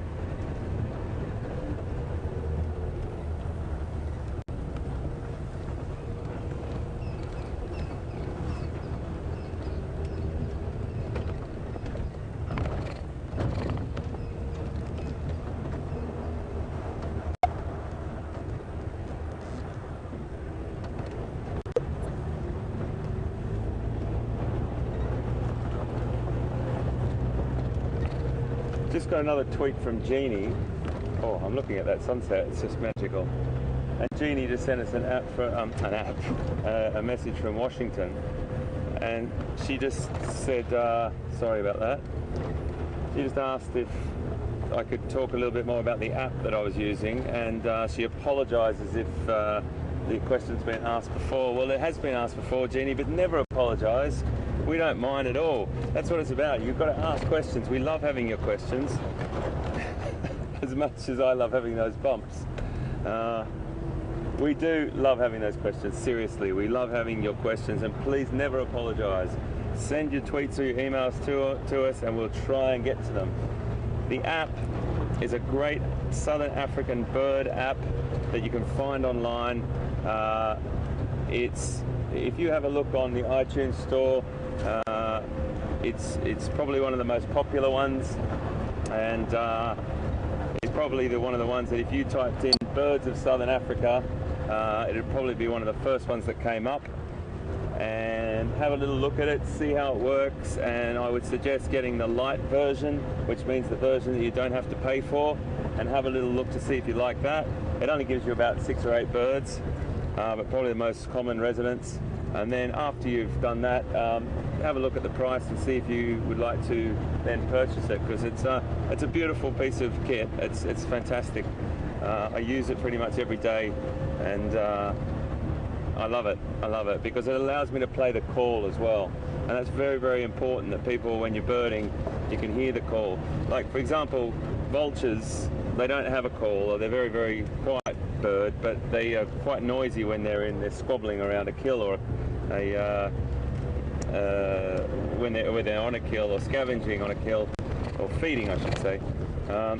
That's really the only time they make noise. Generally speaking, they're quite silent, so you don't hear a vulture very often. So what I can do is play that little call for you to show you what the noise that vulture makes. Vultures, generally speaking. It's a great app, and I'm sure you'll find it.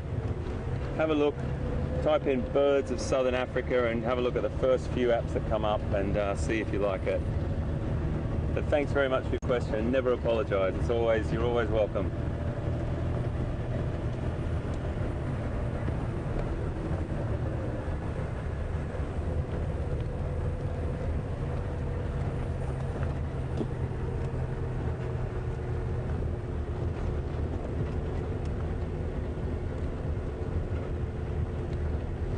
I want leopard. I want leopard.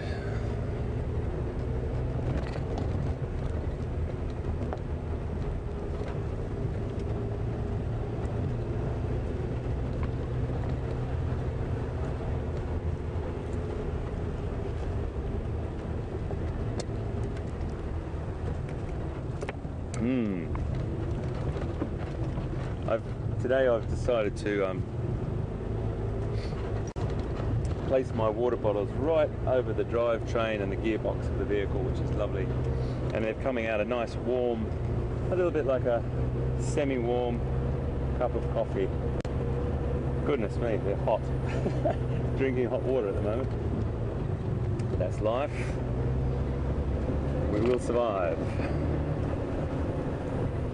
The colours of this sky tonight is just beautiful.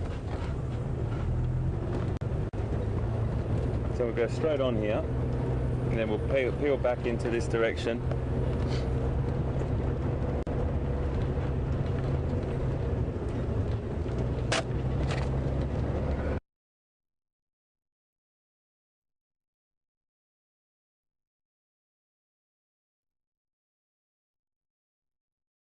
Flush out some new green growth, and it's a great thing to bring on new food for a lot of the antelope.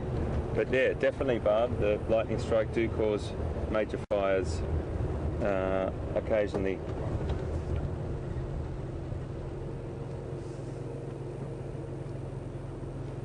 Now, if you just have a quick look here, just let me go up a bit. Let's just have a look at him. He's very relaxed. I'm not going to turn the vehicle off, because as soon as I turn the vehicle off, that silence can actually be quite startling. You can see how he's feeding on his knees there. It's a real trait of, let me just see how we go. He's seen us now, he's established. You see how he just stopped? This is a warthog, and one of the characters of the bush. There was another one just ran off, but this male's a little bit more comfortable, and he's grazing off that beautiful grass that we were just talking about there, finding that new lush green grass quite tasty. Warthog are diurnal, so they are going to be spending their time through the night in a burrow, which they would have potentially renovated themselves by going into an old aardvark burrow, normally in a termite mound, and they will use that burrow, and they'll have a series of those throughout their area that they live. They're sort of little places that they can run to when they're being pushed on by predators. So if they get chased, they know exactly where that network of burrows are, and they can run in. I think I mentioned the other day that the youngsters, if they're small enough, they go straight down head first into these burrows, where the adult will race to the burrow and turn around and go in backwards with those formidable tusks sticking out the front there, just in case a predator did come down. I've never seen it, but I have a friend that's told me that he has seen a leopard take a warthog out of a burrow. Incredibly courageous of the leopard, but they're diurnal creatures, so they spend their time during the day grazing, foraging, and doing all the things that warthogs do. And then during the night they will go into their burrows and sleep. You will get lines, very, very clever lines, that will end up waiting outside of the burrows and allow them to take them.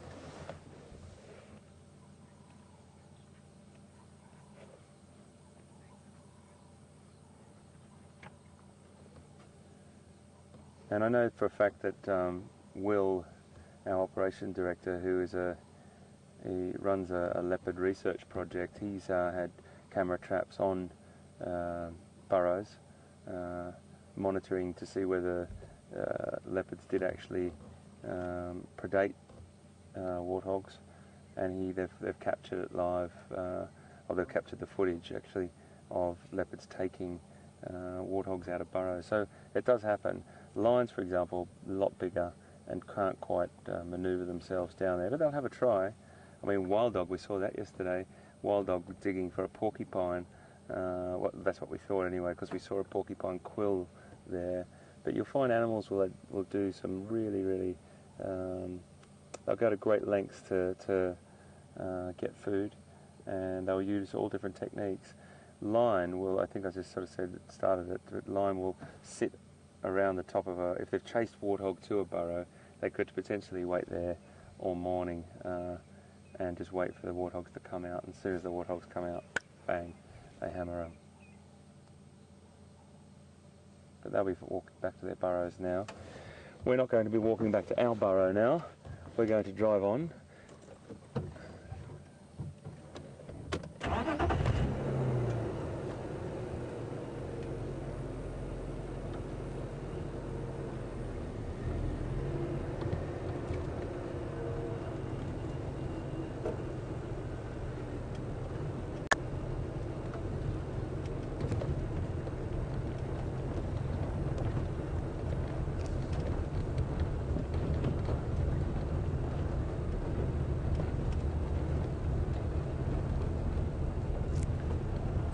Another question from Sharon in Austria about the warthog's tusks and where they're placed.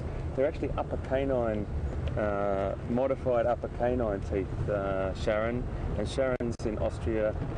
Great to have you with us, Sharon. I'll just stop here for you because that's such a pretty shot too.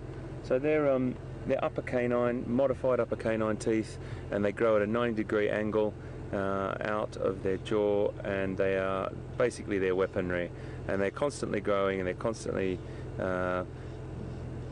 getting honed on the upper on the other tooth that's next to them or above them, and they're incredibly sharp. They really are a fantastic tool and a weapon for the warthog. Very, very big on some of the males. That's exactly what they are, an upper canine, a modified upper canine tooth.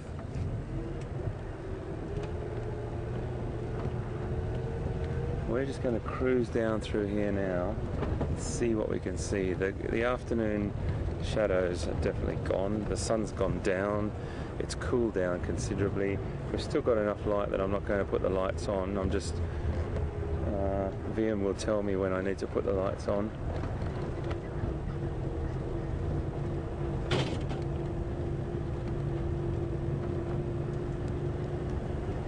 Little Franklin.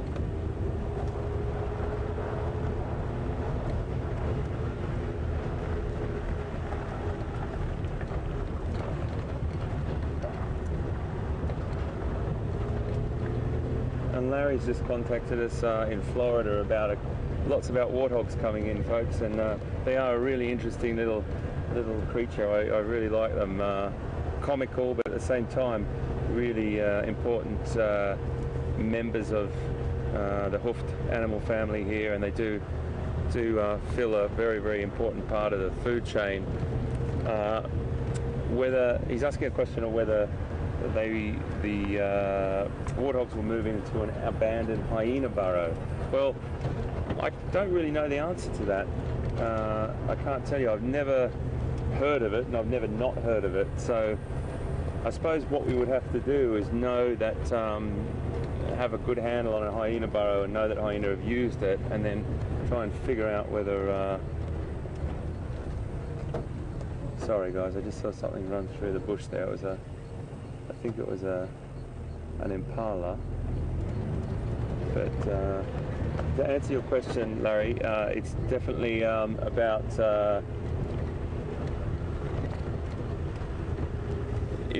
if it's empty and it hasn't got, the scent is not too strong, and I mean, they're not thinking that hyenas are going to come back there. I'm sure that there would be a potential that could happen. But I've never heard it not happening, and I've never heard of it happening, so I'll try and look into that for you, Larry, and see if I can come back to you on that. I'll do a little bit of a look up, Larry. I don't know if you're a regular watcher, but if you can tweet us or email us and tell us if you are, I'll try and give you that information tomorrow morning when we're out and find out for you.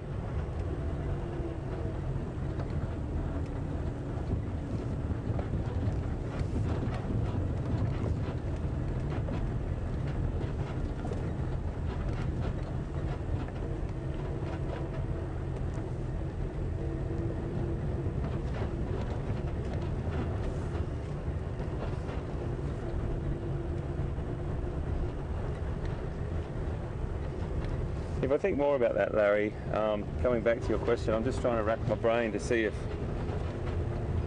there's any reason in my mind. I'm sure I've read that they use the termite mound burrows get turned over quite frequently by different species, so I don't imagine, sorry,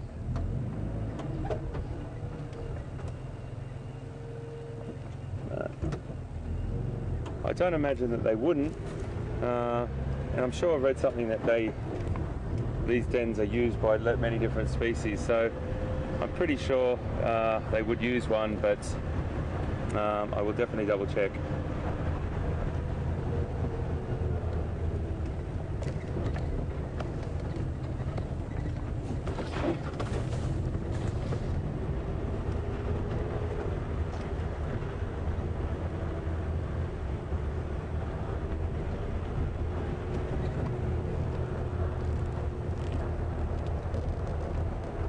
Just driving very slowly through here, folks, just because the afternoon shadows are gone. There's no, you know, we talk about it many times. As soon as the light goes, for us humans, we have to adjust our eyes to the lighting. The definition is definitely different, and the vegetation and different species can just slink through there under your very nose. So you have to slow down a little bit, pay particular attention to scanning across both sides of the road and looking for whatever we can find.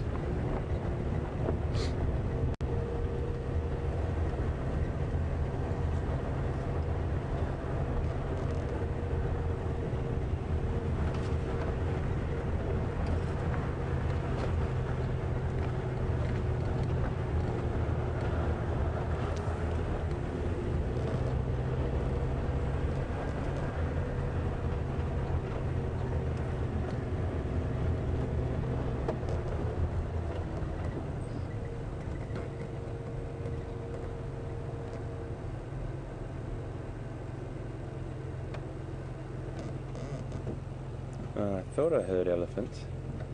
I thought I heard you, my friend. Hello, my boy. You okay? What are you doing here? Oh, actually, it's not. It's one of the ladies, I think. Sorry, I can't quite see. Is everyone else there? Oh no, it's a young man. What's he doing there? There must be some others around. Let's just have a little listen here. I might just move back a bit for you here and see if you can see him.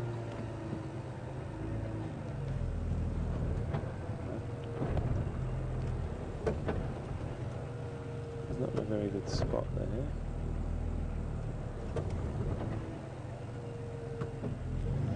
Let's go up a little bit closer to him. If he's going to move on, I think.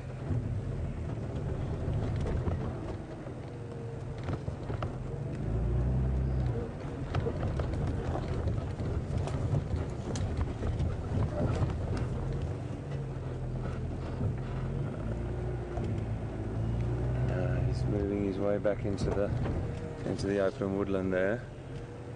A little bit tricky to see, folks, I'm sorry. It's a bit hard to show you that there on the elephant board. He's right in there. He's just right inside there. But there's an elephant just there. We might find a couple more around the other side. You can just see him there. He's just moved off.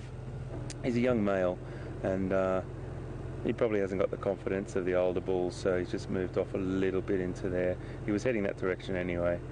But I was just driving, I just heard a crack of some vegetation. I thought, didn't know what it was, but sure enough.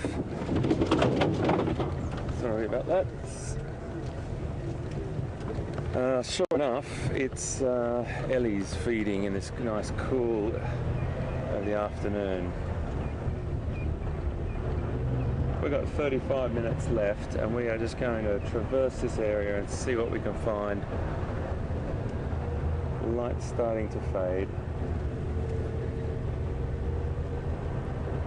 But a beautiful time of the afternoon, folks. It's like very calming at this time of the afternoon.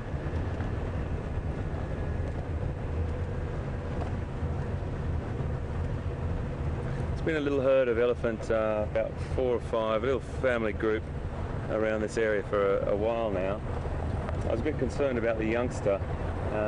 He wasn't looking that well, and Will and I were driving one afternoon and we saw the females all gathering around the youngster, and it didn't look, I don't know, there was something unusual about their behaviour, so I hope it's them still here and the little one's okay. They do have an amazing family bond, as I'm sure you know, but they look after their youngsters like we do.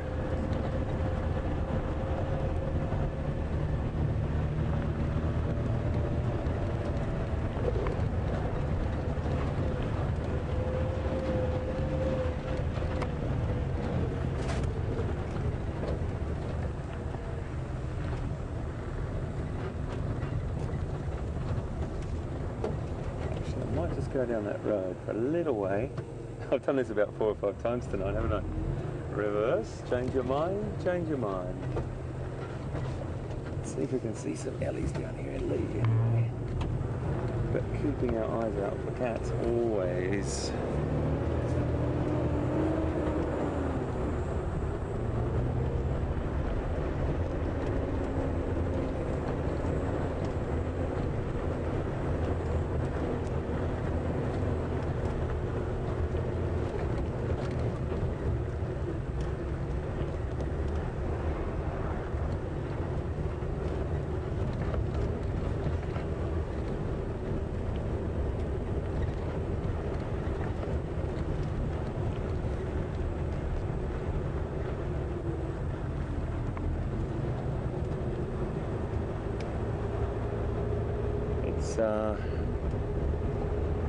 One of those afternoons where it's still really hot, there's no doubt about it, but the leopard will definitely be out, and the cats would be starting to become active. Where is the thing? You know what we said yesterday, sorry folks, you know what we said yesterday, you know, you could have leopard just lying anywhere in there and you would never see it just driving past. So it really is about just constantly driving around, looking at the areas and the habitats that you think the animals might be, and trying to cover as much ground as you possibly can.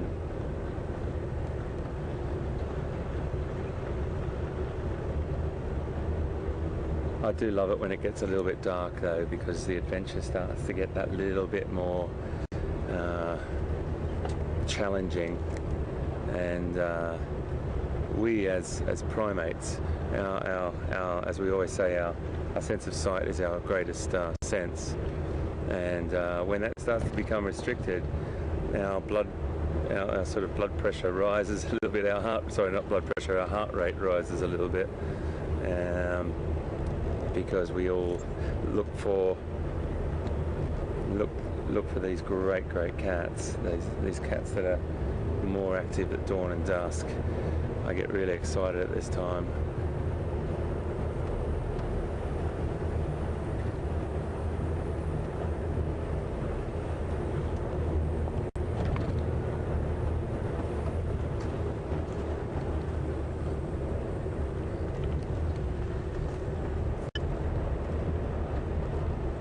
So we've got 30 minutes. And we'll just keep doing this, folks, if it's all right with you, because I think now there's no way really we would have seen any of the cats before, and if our chances, we've had a little bit of a restriction on our chances just because of the heat today, so I want to just try and maximise our opportunities by just driving around at the moment looking for leopard or any other cat, or lions obviously, but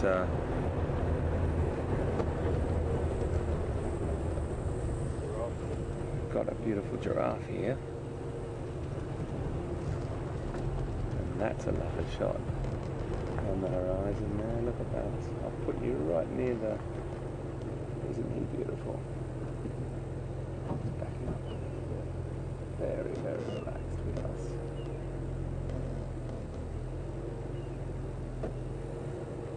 I'll just leave the engine on for a little bit so he gets used to us.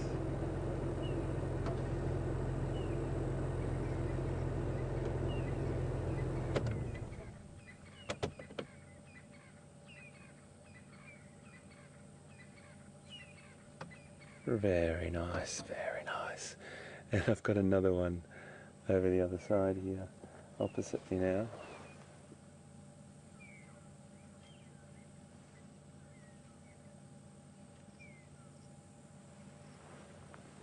Very relaxed. We're literally 5, maybe 6 meters, about 25 feet from that giraffe.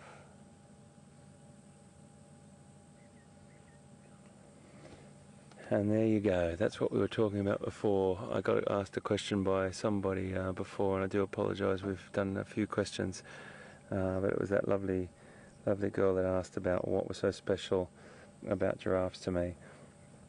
I'm sitting here right now, this is one of the things that's so special.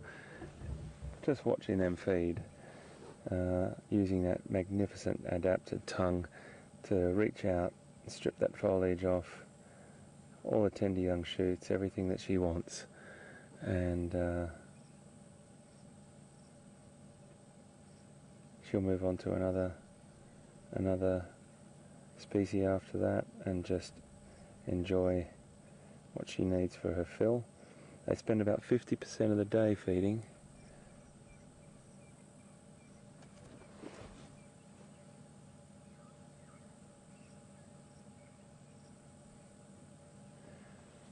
Now, if you can just turn around to the other side, we've got another giraffe, and he's just broken his stare, but I wanted to show you his stare. That stare that he's got right now is the stare that they have when they're looking. Giraffes don't really make a huge sound. They make a bit of a roaring or a grunting sound if they're distressed or they see a predator or something, but you don't hear it very often. I could probably count it on 2 hands how many times I've seen it. I heard it, sorry. And that stare is a stare of something over there that the giraffe is not sure of. And if he holds that stare, we might just turn around and have a little bit of a look. No, he's looked away, so he's not that concerned.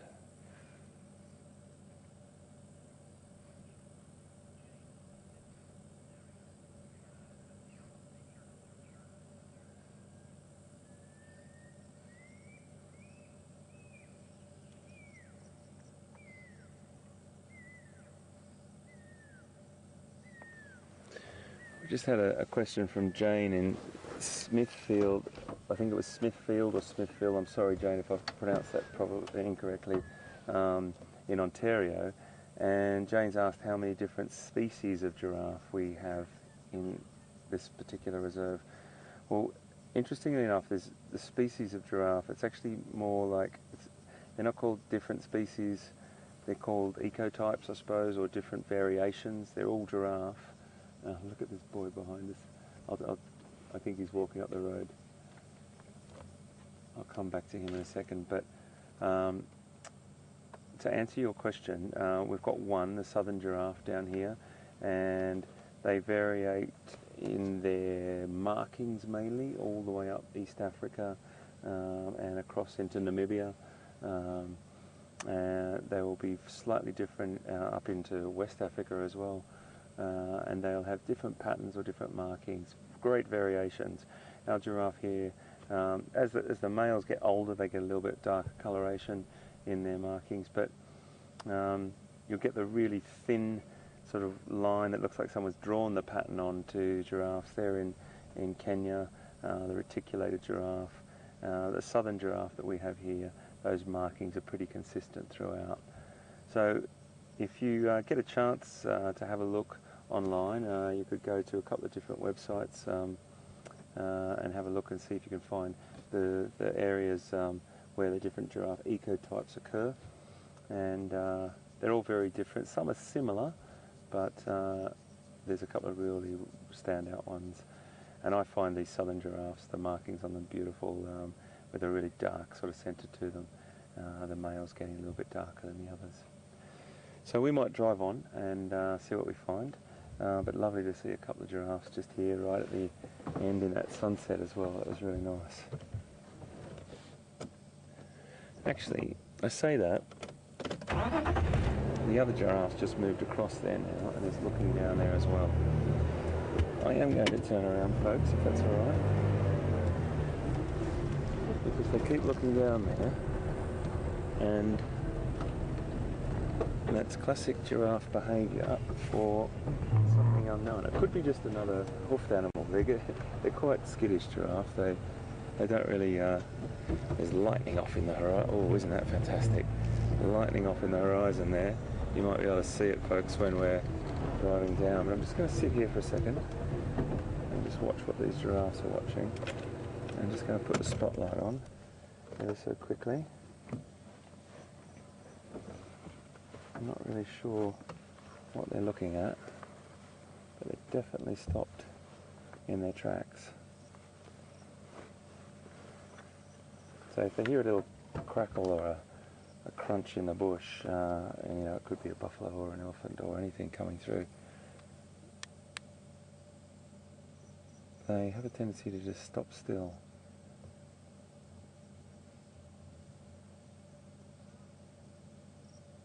And that is a great sign that there could be something down there.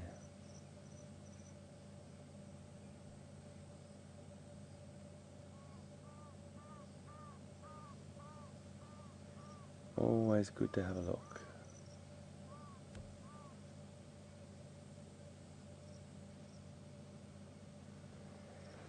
Right, I think it's time.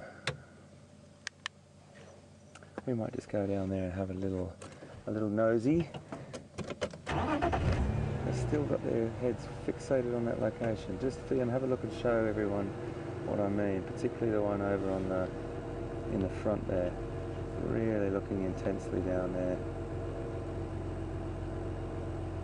See that look? That look is watching something or hearing. Not moving their heads there at all. Let's go and have a little look-see.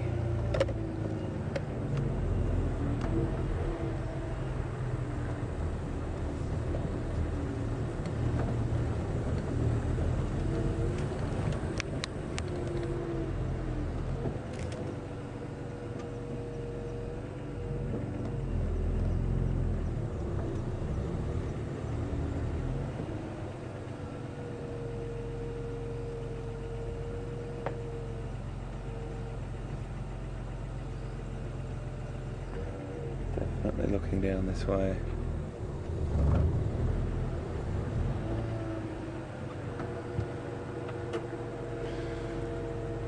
It's very, very possible that there is a cat down here or a predator, or, as I said, with giraffe, it can just be a noise that they're not used to, and it could be that, you know, a couple of elephant just coming through. The most important thing is we just go and double check, and we have a look and satisfy our own curiosity.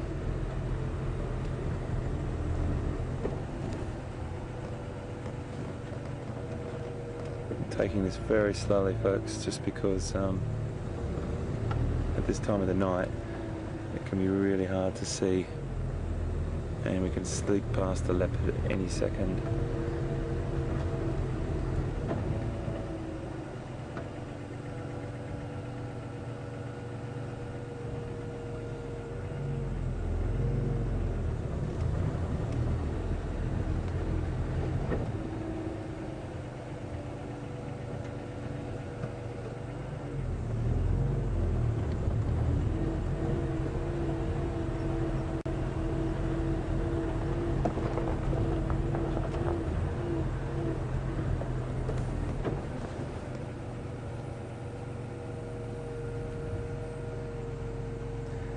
There doesn't seem to be anything I can see just from the road, and we're not going to go crashing through the bush at this time of night.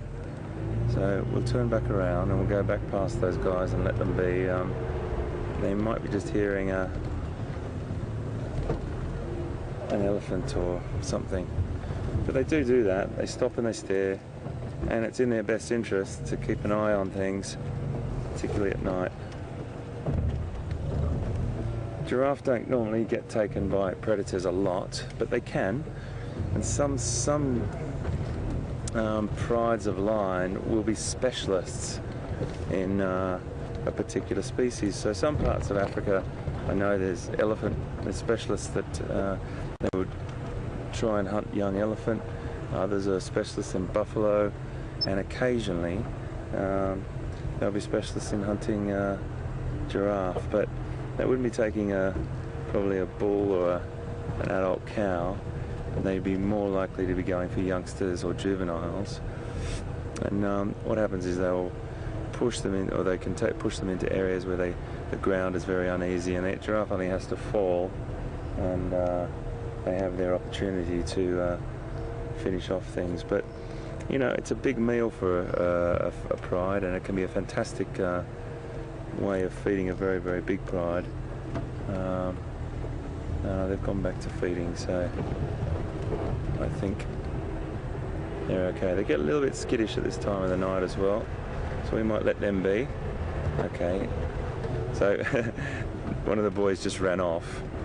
Sorry, one of the giraffes just ran off, and I've now just seen a wildebeest coming through here, and that's what scared the giraffe. So that's a little indicator of how skittish they can be. The wildebeest has just run back right up into the woodland there.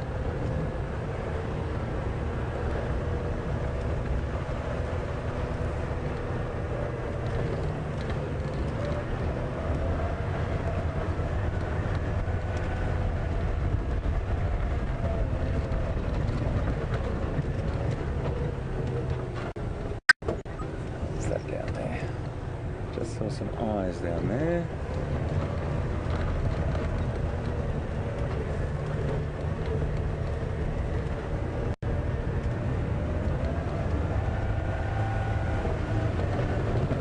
Impala.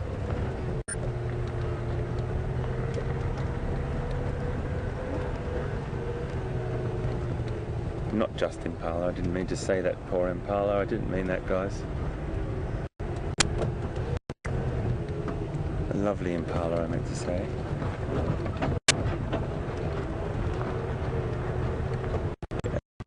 A little herd of impala just here.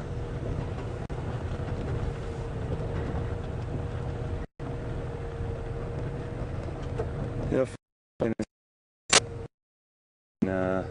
these more open parts during the evening, where they've got, let me just get back up a bit, that's not a very good shot for you. There we go. Some have a tendency to spend time in these open areas. This area is quite open throughout, right throughout here, all the way across there, and all the way in front of the impala and around, and they'll be able to keep a really nice eye out for predators here. It's much better than being in that closed woodland or that little sort of scrubby woodland during the evening. They're great antelope, I love them.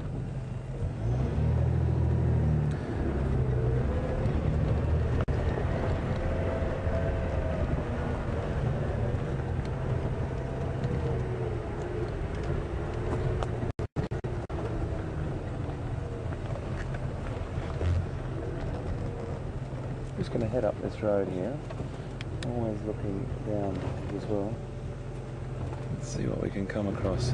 We've got 15 minutes, folks, and you know it's not over till the bell goes.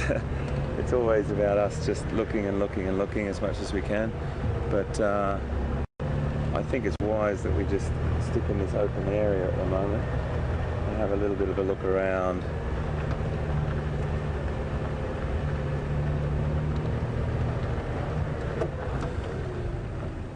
When I stop and start, you know that I'm just doing it because I think I see something, and it's always good to go back and have a look.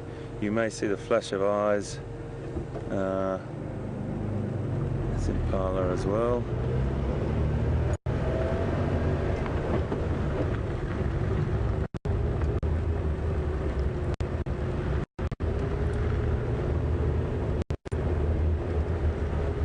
So I think we're on a little bit of a more relaxed note than we did last. Little scrub hare here, everyone. Might just be able to pick him up. He's just running through there. He's going to stop for us. It's our little scrub hare. Can you see him just there?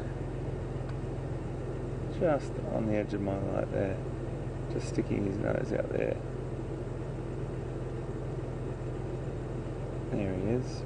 Little scrub hare. Yeah, we're finishing on a slightly different note than we did last night. A little bit more relaxed.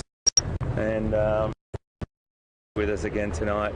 Temperature was pretty full on today. 39 degrees, 102 Fahrenheit. So a lot of the animals really felt that today. But we saw some really nice things. A lovely buffalo, some nice giraffe, and kudu. They were lovely as well, coming down to the water point.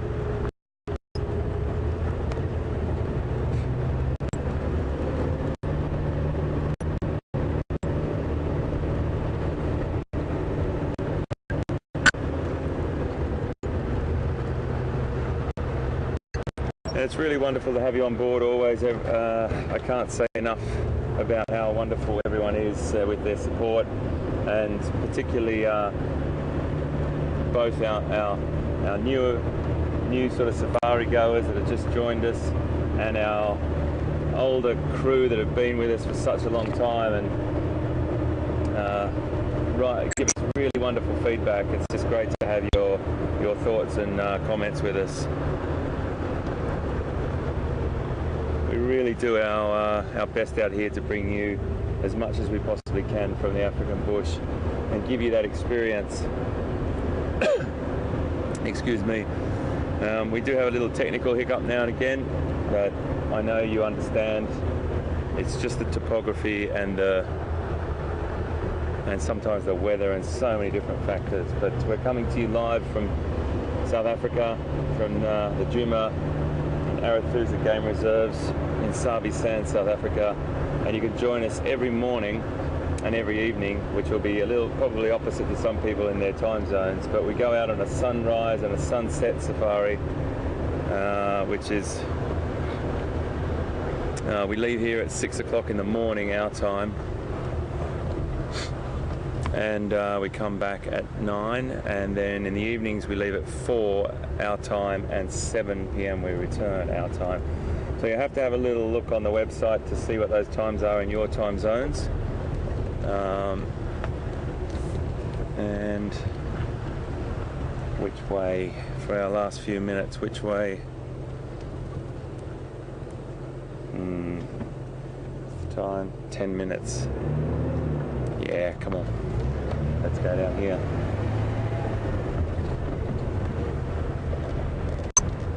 You can always send us questions. We did loads of questions today, and it's a really good time to do it when it's a bit hot and the animals are a little less likely to come out of that into that heat. So we did a load of questions. It was really fantastic. Thank you so much for sending them in. Try and get to as many as we can, and we'll always answer them best we can as well. A lot of the behaviour that we see in wildlife changes from time to time, so it's really nice to be observing those things that we all learn together as well, and have you on board with us.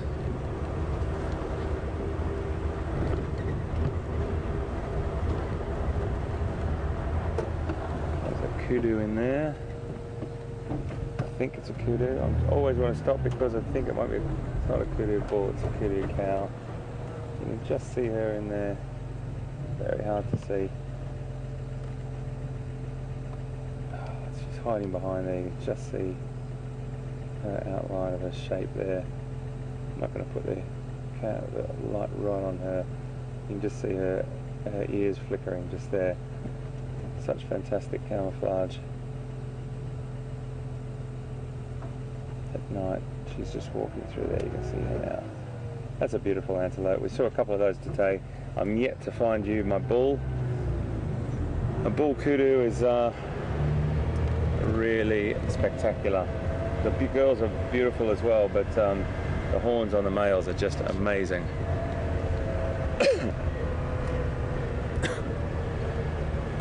Sorry, just swallowed a fly. Oh goodness. A bit of a starter before dinner tonight.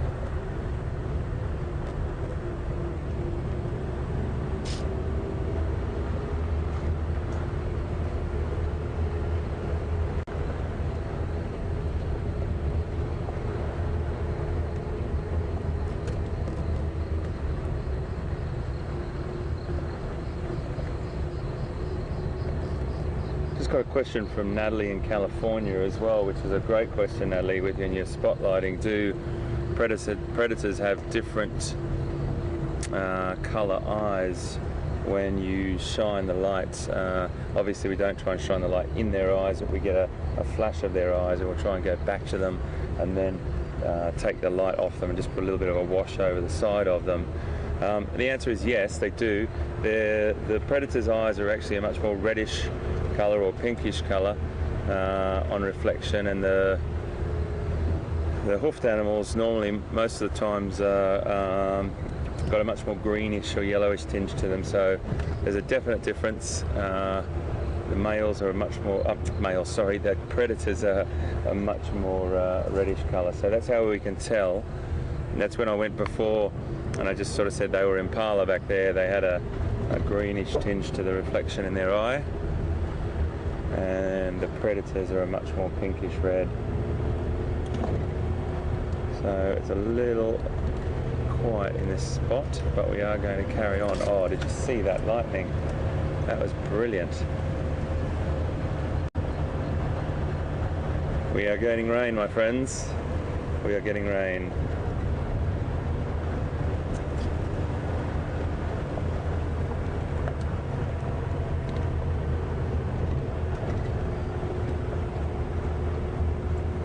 Oh, there's some great lightning going on in the sky here in South Africa.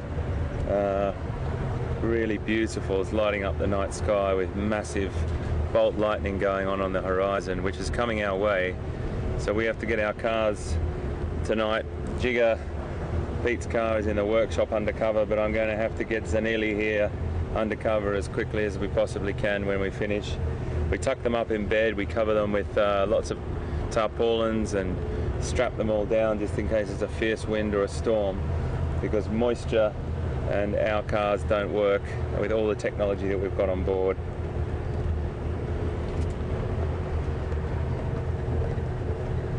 And you do get some fierce storms through here,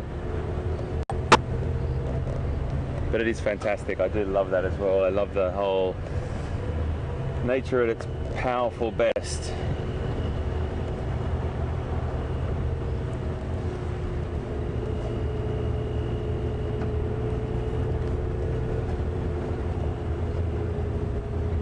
So we haven't got long to go. We'll just come to the end of this road, and just looking at my watch, and okay, we've got about 5 minutes with you, and I'll always keep looking. I always keep looking. So this is just a little track here that's a little bit softer to drive on. We see some incredible things on this track just here. Elephants, great leopard prints the other night.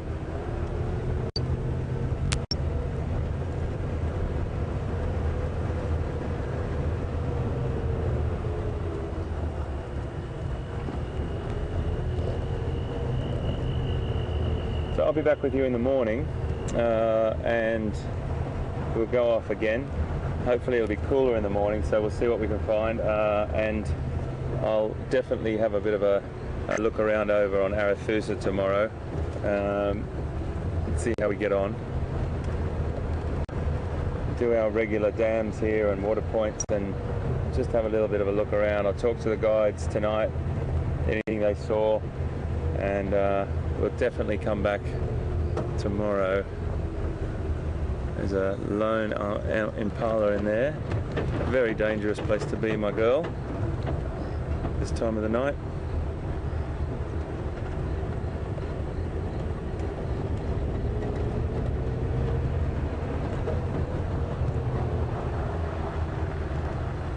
So I might just stop up on this rise here and say farewell to you.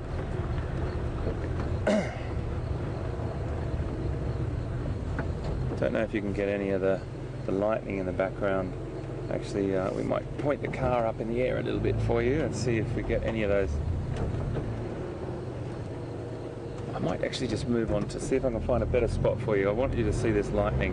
So hold on for a second, folks. Just going to drive down a little bit faster to get to a spot where we might be able to see the lightning finish to finish.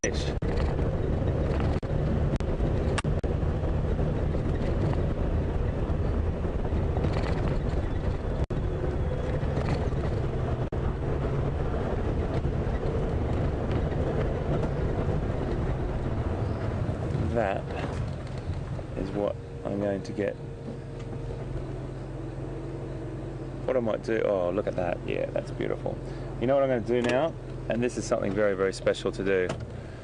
I'm going to say farewell, and I'm going to let Liam pan over to a really nice big wide shot of this sky, because there's massive amounts of bolt lightning over there, and if I give you a couple of minutes watching it, it might look like a little bit of a black screen, but we've got a bit of a wash on the grass, so you'll know we're still live. But I just want to say thank you. Thank you so much for being with us today. A little bit of a quiet drive, but they're all great. They're always great to be. It's just great to be out. You don't know what's going to be around the next corner. Yesterday was pretty extreme at the end, and it sort of feels like we've had a little bit of a come down this afternoon. And you know what? Tomorrow might be another extraordinary event. But lovely to see the things that we saw tonight. Really hot temperature this afternoon, 39 degrees, 102 Fahrenheit. Really just want to say thanks again for all your support, all your tweets, all your emails. Pete sends his regards as well. He's enjoying an afternoon off, and I think he's going to have a lie-in in the morning too, but he can't wait to get back out. We'll work on his car tomorrow as well. And if you need to send us any questions, send us to questions at wildearth.tv and tweet us at #SafariLive. I'm going to let Liam and I say farewell. Liam, I don't feel him. I don't know where Liam came from there, mate. Have a look at this sky and see if we get a lightning bolt for you. Thanks so much, guys. Cheers, and we'll see you in the morning.